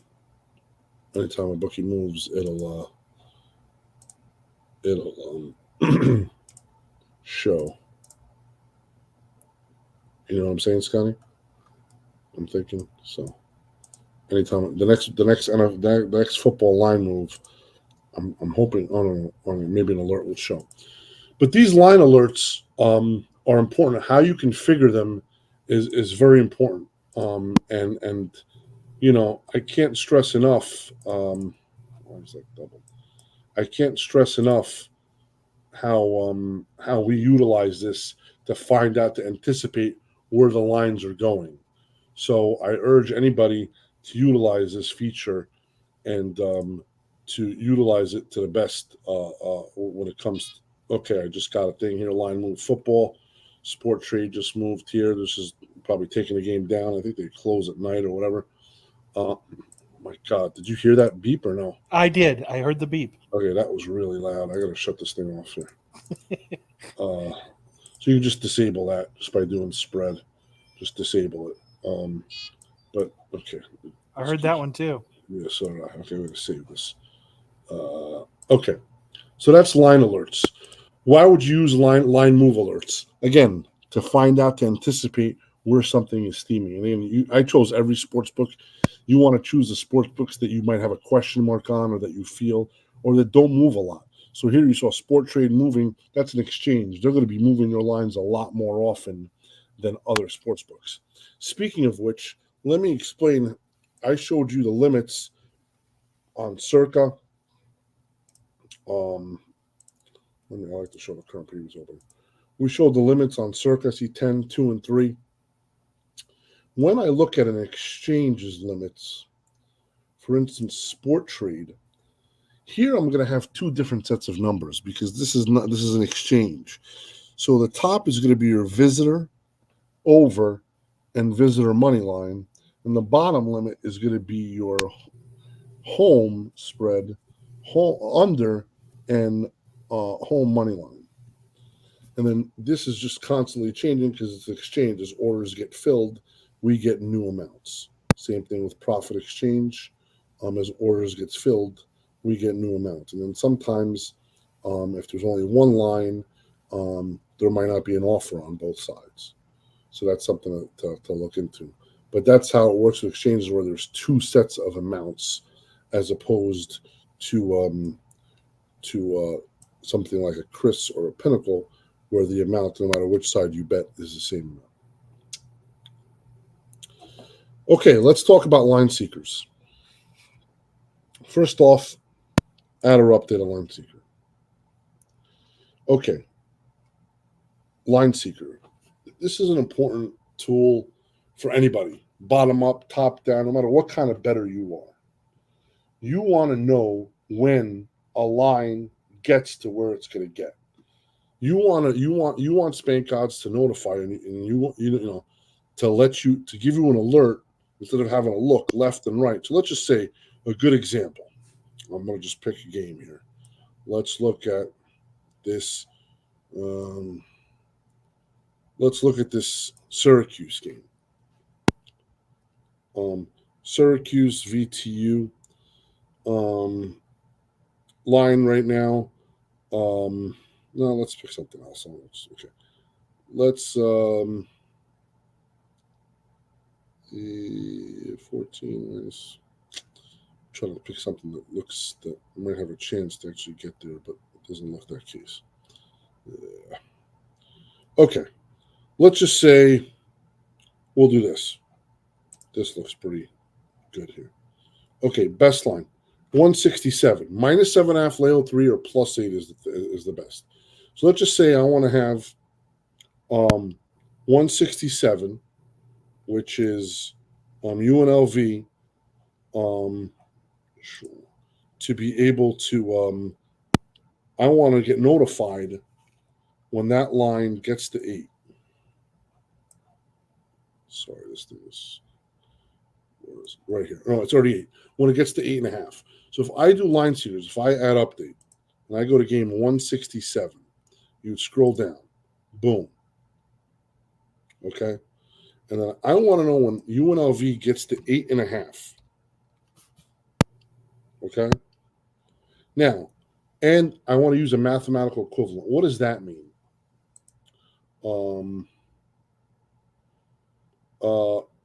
That means that if it gets to 8.5 minus 110, or the mathematical equivalent of that when you normalize it from another spread. So let's just say if it gets to, let's just say plus 8 minus 0.04, or what? Let's say the 8 we believe is worth 6 cents. I'm just pulling numbers out of my butt. But let's just say the 8's worth 5 cents. So if you get the plus 8 minus 0.05, it'll still alert you that plus 8.5 minus 110 is reached, as long as this mathematical equivalent is checked. If you're like, I don't want your mathematical crap, no mathematical equivalent, I'm going to uncheck this. That means if it's not plus 8.5 minus 10 or better, so if it's plus 8.5 minus 0.9, it's good, 8. But if I don't want you to convert the spread and the juice to 8.5 minus 110, I'm not using your mathematical equivalent, then you don't do it. So you do that, you would click activate, and then this is for the full game. And then you would click save. Okay? So now we have that line alert, line seeker. So then we have, if you wanted to update this line alert, it'll just load up. Now, This is a good line alert. You could set it up as good, bad, or neutral. What does that mean? Okay, let's just say I make the game 7.5. Okay, the line is 7.5, 8, but it's a play for me only at 8.5. So when I get an 8.5, I want SpankOdds to notify me, and I want it to notify me with a good notification. What does a good notification mean? A good notification is I go to Line Seeker's alert method setup. Okay, essentially it tells me which bookies are you looking at to look for these numbers. Let's just say all. And now this is good, bad, and neutral. So the good notification would be one of these things. Okay. You know, did you hear that, Scotty, or no? I did not hear that one. Okay. So some of them, like F, I don't want to curse on the stream in case there's kids, but whatever. It could be, yeah, or a double horn or whatever. So that could be a good thing. So if I hear that, I want to pop up and I want to show that pop up again for 40 seconds over in this right corner over here. I'm happy. Test that pop up. Boom. Test that sound. Yes, I'm happy. The 8.5 was reached at one of these sports books, and you could choose whichever sports books you want. It'll alert you of that. Now, if I set that as a bad or for any future bad line alerts, that's like, okay, shit. I don't know. I took a lead on a game, and I think I'm going to be able to get closing line value. I laid 3. The line's painted 3 and 3, mostly 3, a little 3.5 out there. But I want to know if a line goes to 2.5, and if it does, I'm going to be screwed. So that's going to be a bad line alert. So a bad line alert, you would probably want to play a bad message, something like a "oh shit" or "oh no, this sucks" or a "what WTF," whatever. You know what I mean? That's the line alert. You could play whatever you want, and then you set that as a bad line alert. And then you have your neutral line alert, which you just don't care. I just want to know if this line ever hits 7.5. I want to investigate, or 8.5. I want to investigate further and figure out what I want to do. And again, you could set up your whatever audio you want to set up with that. Re-notify me again. Let's just say the game is steaming, and now a bunch of places are going to 8.5. It's going to keep giving you this alert every 30 seconds if you have it set up this way. However, if you do it every 5 minutes, after the first alert, 5 minutes later, within the 5 minutes after that, it will not notify you of any alerts within that 5-minute time frame, and then it will reset again. If another 8.5 pops up after that 5 minutes, then it will re-notify you again. So this again avoids SpankOdds from overblowing and let's say the line's steaming, some of the favorite steaming. Then if you get a bunch of 8.5s, you're not going to get killed with all these alerts. So that's why you would set that. You set that up, boom, boom, boom. So I set that up if you want to, whatever you want to do. This is you set up once for all your alerts. Have a good thing there and have different beeps, double horn, or we can make that shit. Oh no, this sucks. And make this one, just a nice beep. Click save, boom. So now with my line seeker again, given my alert method setup, remember my alert method setup, it's going to play this sound file. I know that now when I get that 8.5 on this game, it's going to play the good sound, the good line alert, and the good line alert. It's going to play the good line alert, not the bad or the neutral. Now, if I let's just say you could say, look, if this thing goes down to 7.5 or 7, let's just say, this is going to be bad for me. So you could update that line alert and click save. So now you have a good and a bad. We like to do that. Our line alerts are more so bad than good, depending. But good line alerts are good, and it depends on the scenario.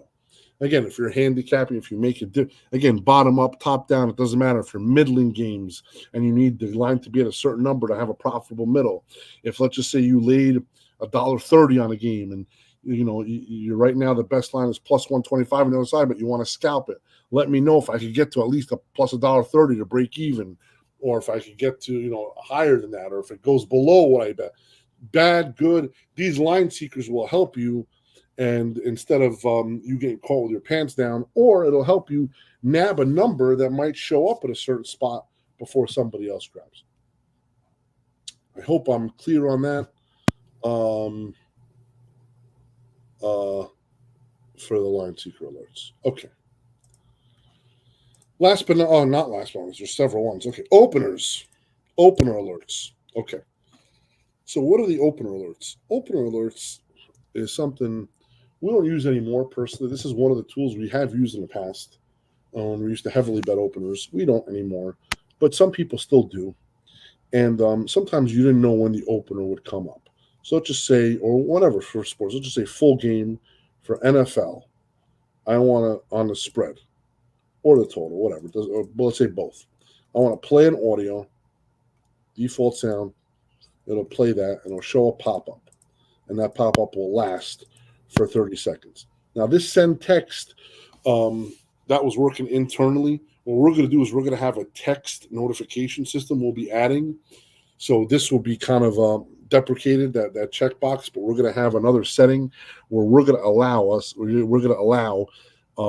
if you would like, to be able for us to send you a text message when something opens or if there's an injury alert.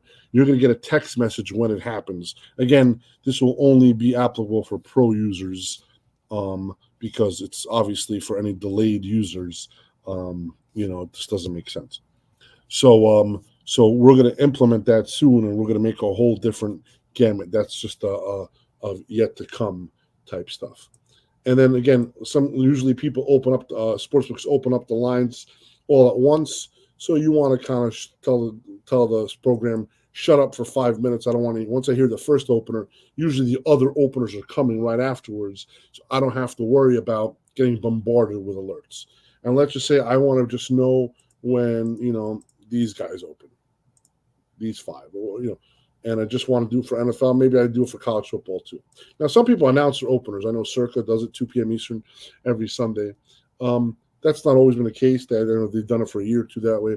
But some people are different. They're variable. You never know. So this is, again, designed if you want to know about openers.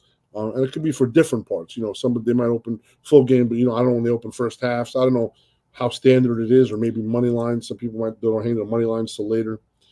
And then you would just click save, and now you would have an opener alert. Last but not least, limit change alerts. This is important. Okay, limit change alerts. So what does this do? Limit change alerts is whenever a limit goes up or down, and then you could set it on how much it goes up or down.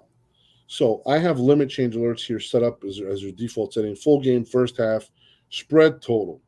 I have a limit increase and a decrease alert separately. Limit increase, fire away, come get some. This one would say, come get some, you little bitch. So essentially, when the bookmakers increase their limits, they're like, come and get some. I'm ready for you. Come and get it. Or you could do a horn, double horn, or scream. Limit decrease, when a bookmaker decreases their limit, which is not often, but when they decrease their limit, they're getting nervous. Oh, and there's some other, so what the fuck? You know what I mean? There's all different things that you could set when a bookmaker decreases their limits.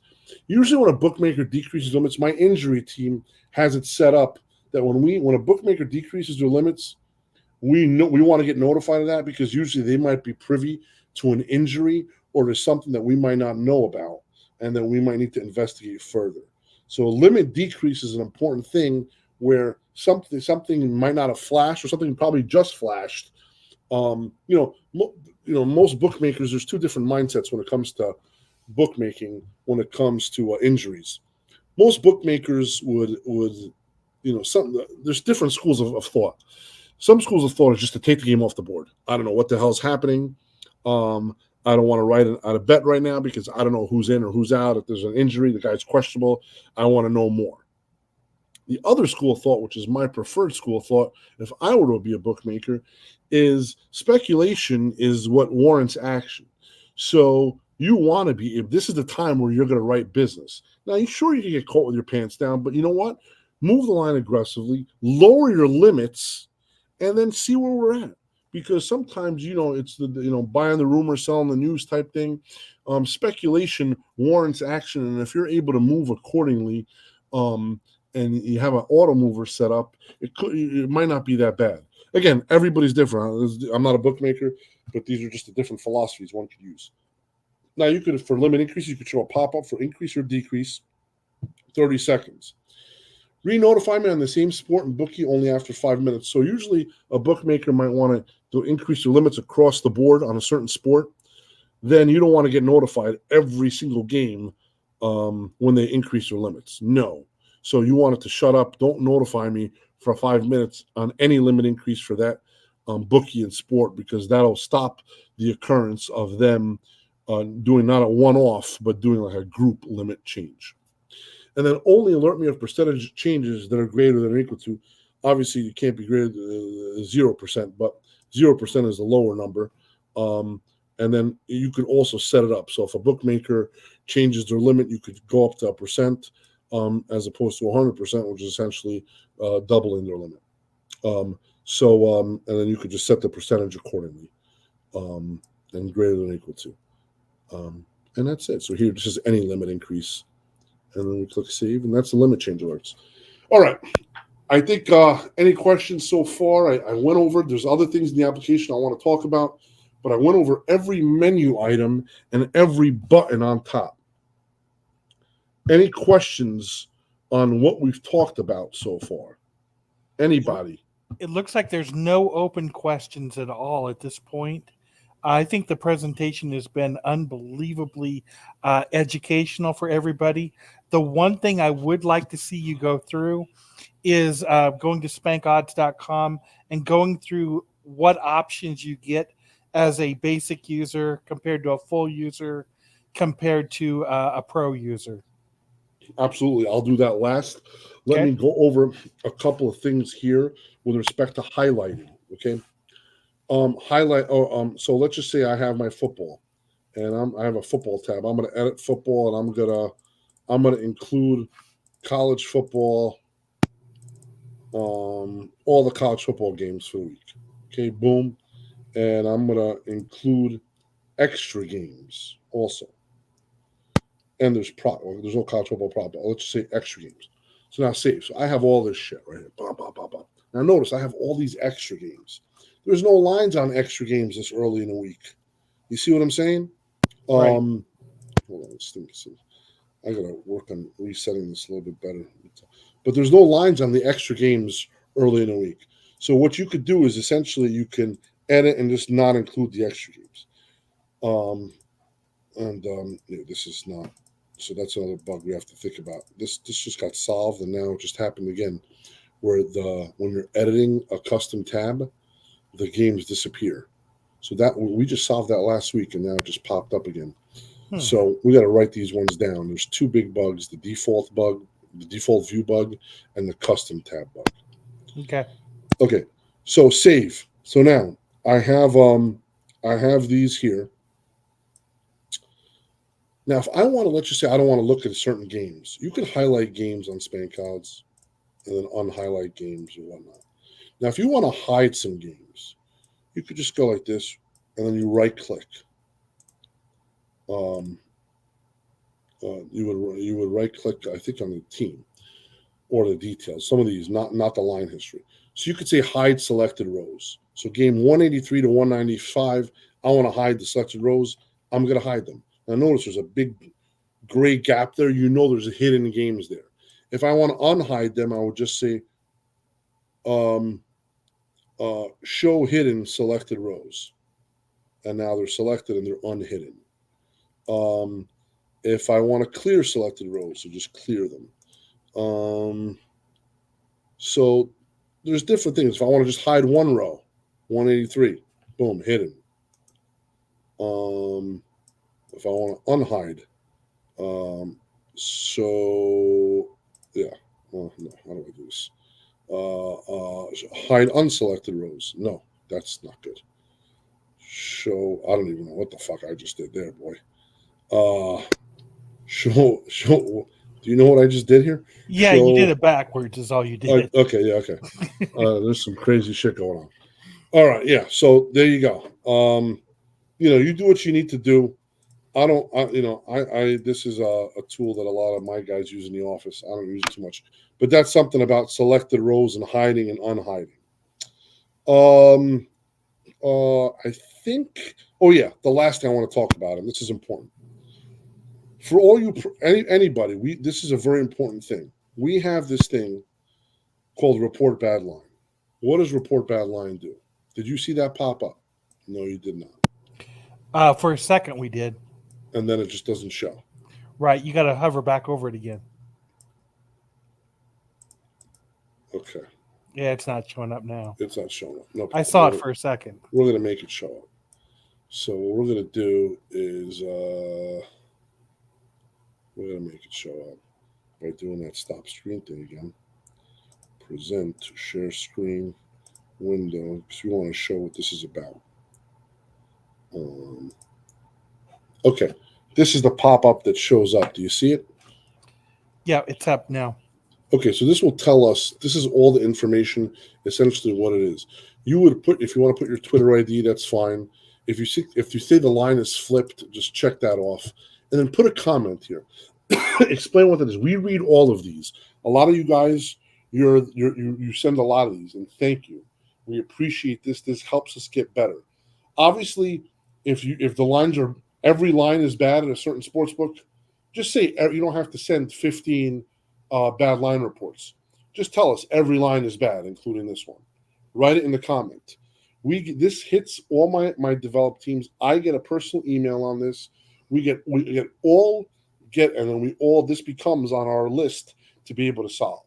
And then if some of you probably have gotten private messages because we're able to send private messages on SpankOdds telling you this issue has been resolved.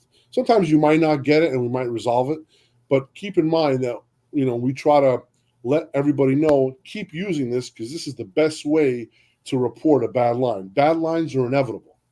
So send us this stuff. And we'll try to get you sorted out. And again, if you see a stale line, do what Scott says with the sleeping thing, but also if you got to do a help reload, do that as well. And then if that doesn't fix it, it's probably going to be an issue. Let us know. Write a comment here, and then click submit, and then we'll be able to go and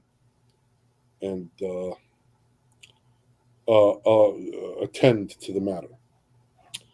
Okay, I think anything you want to add to that, Scotty? Yeah, I want you to do the SpankOdds purchase. The website. SpankOdds. Yes, Yeah, I the want you to go through that because I get a lot of questions about what's included at each level. Absolutely, no problem. Okay, so we're gonna kill that. We're back to me now, right? Yep, I can see you. Okay. Oh, no, that's not what we want. SpankOdds.com. Okay. So now I gotta do another present. Right? I'm getting the hang of this shit. All right. Let's talk about it. So, what do we have here in SpankOdds? This is the SpankOdds chart. Real-time scores. As you can see, that's what's happening right here. Line move direction icons. Those are the things that we talked about in columns display setting. Oh, I'm pointing at my SpankOdds so you can see it. You can't see that, but anyway, those are the up and down arrows. American and decimal odds we went over. Easy to see previous and opening line. That's those two buttons on top, last and opener. Customizable screen layout. Those are the custom tabs. Customer line change colors and duration. That's when I went from red, blue, black, from red, black, black, red, blue, black, and a duration. Customizer consensus line column. I created a consensus line separate for football and basketball in this demonstration. Customizable chart column. That's something that I didn't go over, but I showed you that there's a video about that we recommend. Notes column. Oh, I didn't go over the notes column. I want to go over that before we end here. So can I get back to that after this, Scotty? Yeah, that's a real good idea.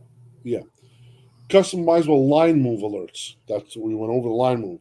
Opener alerts. Line seeker alerts. That's when we tried to find the 8.5. Limit change alerts. We went over that. Started, final, halftime alerts. Email, Twitter, customer service. Odds from 60 sportsbooks worldwide.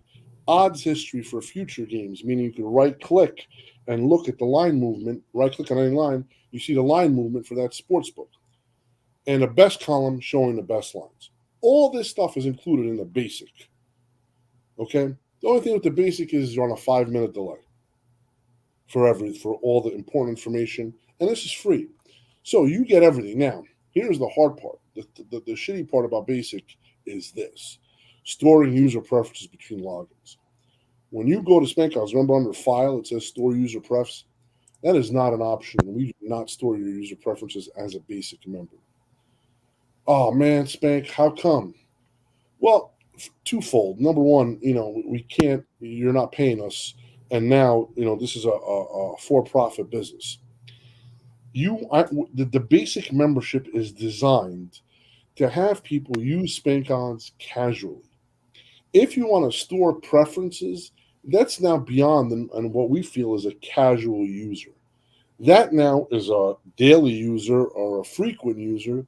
And if that's the case, and if you're using this a lot, then you know what? We'd ask you to if consider possibly upgrading. Nah, Spank, I ain't giving you shit. I'm not going to pay you nothing. Okay, that's fine too. But we're not going to store user preferences. Just understand that. That's how it is. No video advertisements. That's another one. Basic members, every hour, you're getting video ads. It's the same 3 video ads that are replaying over and over again. It's randomized. We're going to be adding more video ads.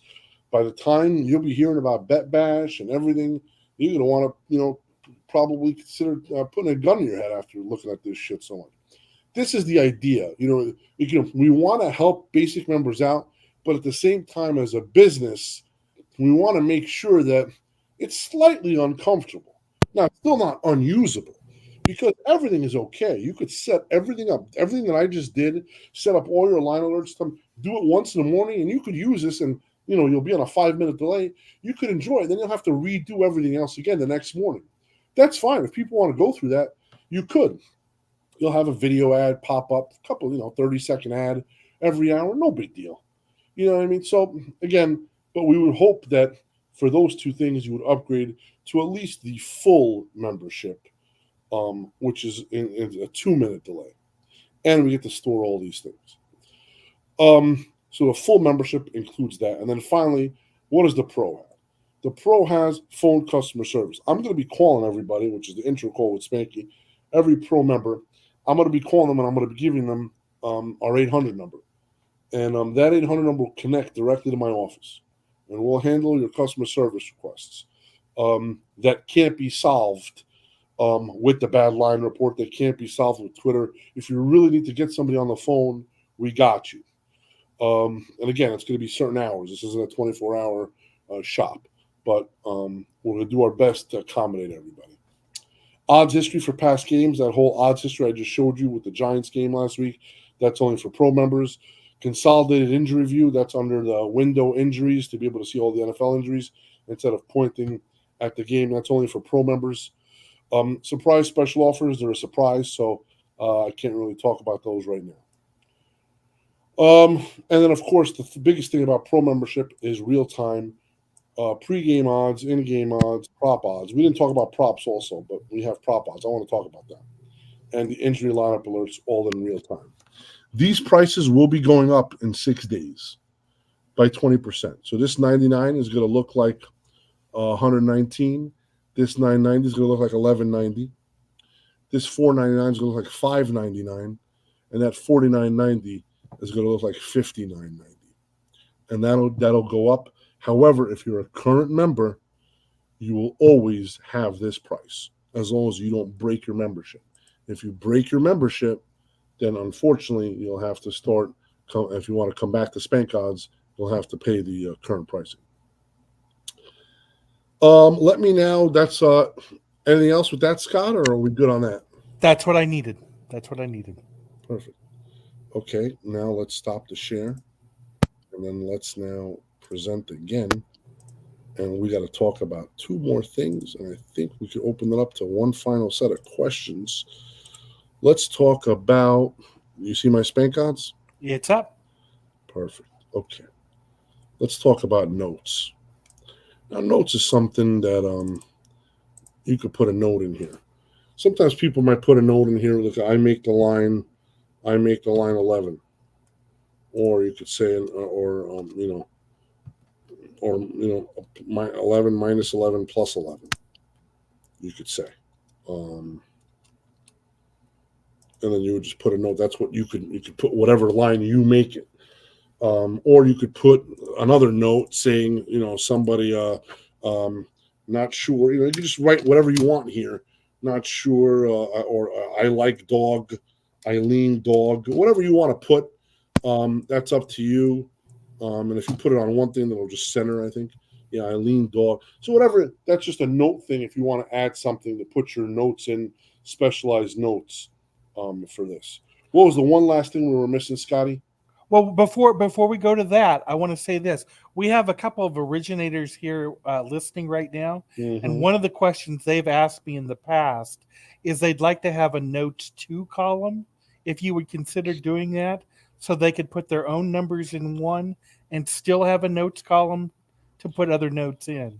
Would you consider that? Yeah, eventually, again, if you could always do that because if in the notes column there's two lines, so let's just say I make the line 11, and then when I click when I go the next line, I could just say, man,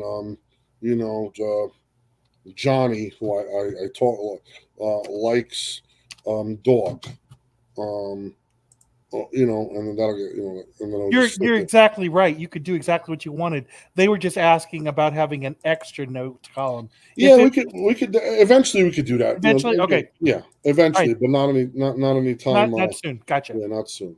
Okay. All right, and then there was another thing, props. Oh yeah, so props. That's something we forgot to mention. Okay, let's just go to mine. This is NBA, right? Yeah, yeah. See that thing? It gets wiped out when you want to modify it. But anyway, now let's say include props. Now we're working on this again. It's the second day of the season, so bear with us here. Um, so okay. Um, God, there's so many props on this thing. I don't even know why this is. What my guys did on this. Let me just see if I can manage it over here. Um, NBA include props. Okay. So Atlanta last to score. I don't know why this is not. You might Oh, want to this change it to money that's line. right because it's short team. It's a long team. That's what it was. Well, it should be default view, which should show you everything. Yeah. Okay. Okay. So uh yeah. So first to score, last to score. And again, it's not that many shops. We have a couple of shops that have these things hung up. And again, we're working on filling this as the season progresses. Last to score, and then we have again rebound points, rebounds, assists, points and rebounds, points and assists, rebounds and assists, points, rebounds and assists. Let's go to a game that hasn't started yet. What time is it? I think every game went off already. No, no, there's a couple. So there's stuff moving as we speak. DraftKings moving this game right here. DeAndre Ayton points and rebounds. That just moved. So we have all these different things, all the major players for every team, and we're going through all this.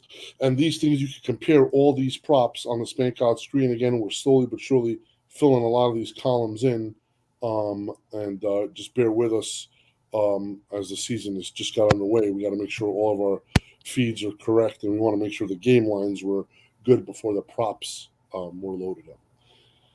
And that's it. I think I covered everything. I want to open it up to questions now, and we've gone for 2.5 hours almost, right, Scotty? Yeah, it looks like over 2.5 hours. No, 2 hours 23 minutes. I don't see any new questions because you've taken so many questions during the presentation. Yeah. Okay. Well, listen. If there's no new questions, hopefully this 2 hour and almost 2.5 hour session kind of explained the power of spank odds. Again, this is a growing project, and we just put the paywall up just a couple of weeks ago. We're very pleased with our results. We want to thank everybody for supporting us and for giving us your business. We exceeded all expectations. We thought we were going to still operate at a loss. We're not. We're profitable and then some. So thank you for that. And that's still I'm always motivated, but it motivates the team even more when you're profitable to be able to deliver and make sure that you guys we can help you get profitable. Because just like in any business, if you're going to give us a nickel a month for the pro level, we're hoping you make a lot more than a nickel a month by using SpankOdds. Give us 5 times a year, we won't hope you make a lot more than that. So we want to be there. And then for the full members, we still show you some love. $100 a month. Thank you for that. Hopefully, you guys can make a lot more than that using the tool. And I want to thank everybody for the support and thank you for the feedback. We're working hard on this, and we got a great team. I want to thank Scott, who runs the best customer service known to man. He's answering all your questions. He's always quick, efficient, always fast, and he's there to help whenever you guys have a problem, a question, and he has a direct line to myself and my tech team, and it's it's just it's such a pleasure to have you on board, Scott. Oh, I appreciate that. Thank you very much. All right, anything else, Scotty? Or are we good? Looks like there's no. Hang on a second. We just got a question. Give me a second. Sure. Oh, somebody would like us. Looks like Tim wants to talk about head fakes and the peak hours of the most movement on games. You have any thoughts on those? Well, for U.S. sports, um, you know, believe it or not, things start even as early as 8 a.m. Eastern these days, from what I've been told. But it gets crazy. There's always a break in the middle of the day. Um, you know, for soccer, of course, it's different. We're talking 2, 3 a.m. Eastern. It all depends on the sport. I would, obviously at post, there's always going to be a little bit of a flutter in the morning. Historically, it was 11 a.m. Eastern when Grande opened. Grande's no more now, but when Grande increased their limits, that historically was the time in which the moves would matter a lot. What I always do, Timmy, is I would try to coordinate your analysis with limit changes um, because most of the top guys that are betting, they want to make sure that they get down. For college football, limits go up at Chris, I believe historically Thursday at 10 or 10:30 a.m. Eastern. And most of the people are not going to bet big until those limits go up. Historically, again, everything could change, but I would look at limit changes, watch, and then see, monitor line movement. You just try to work every hour and see what hours you need to work the next day. But in order to determine it for each sport, see what's happening, you got to put the time in to find out what the right hours are.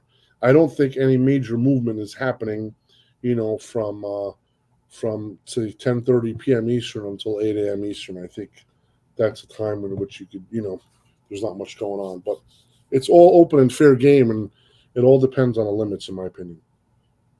That sounds really good to me. I think with that, we should probably end this. We really do appreciate you explaining everything, Spanky.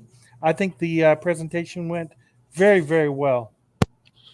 Thank you all, and I appreciate it, and thanks for going through. There's again, you see them. There's still bugs in the system. We're going to get to them, and thanks for the support. Really appreciate it, guys. Thank you, and you guys have a good night.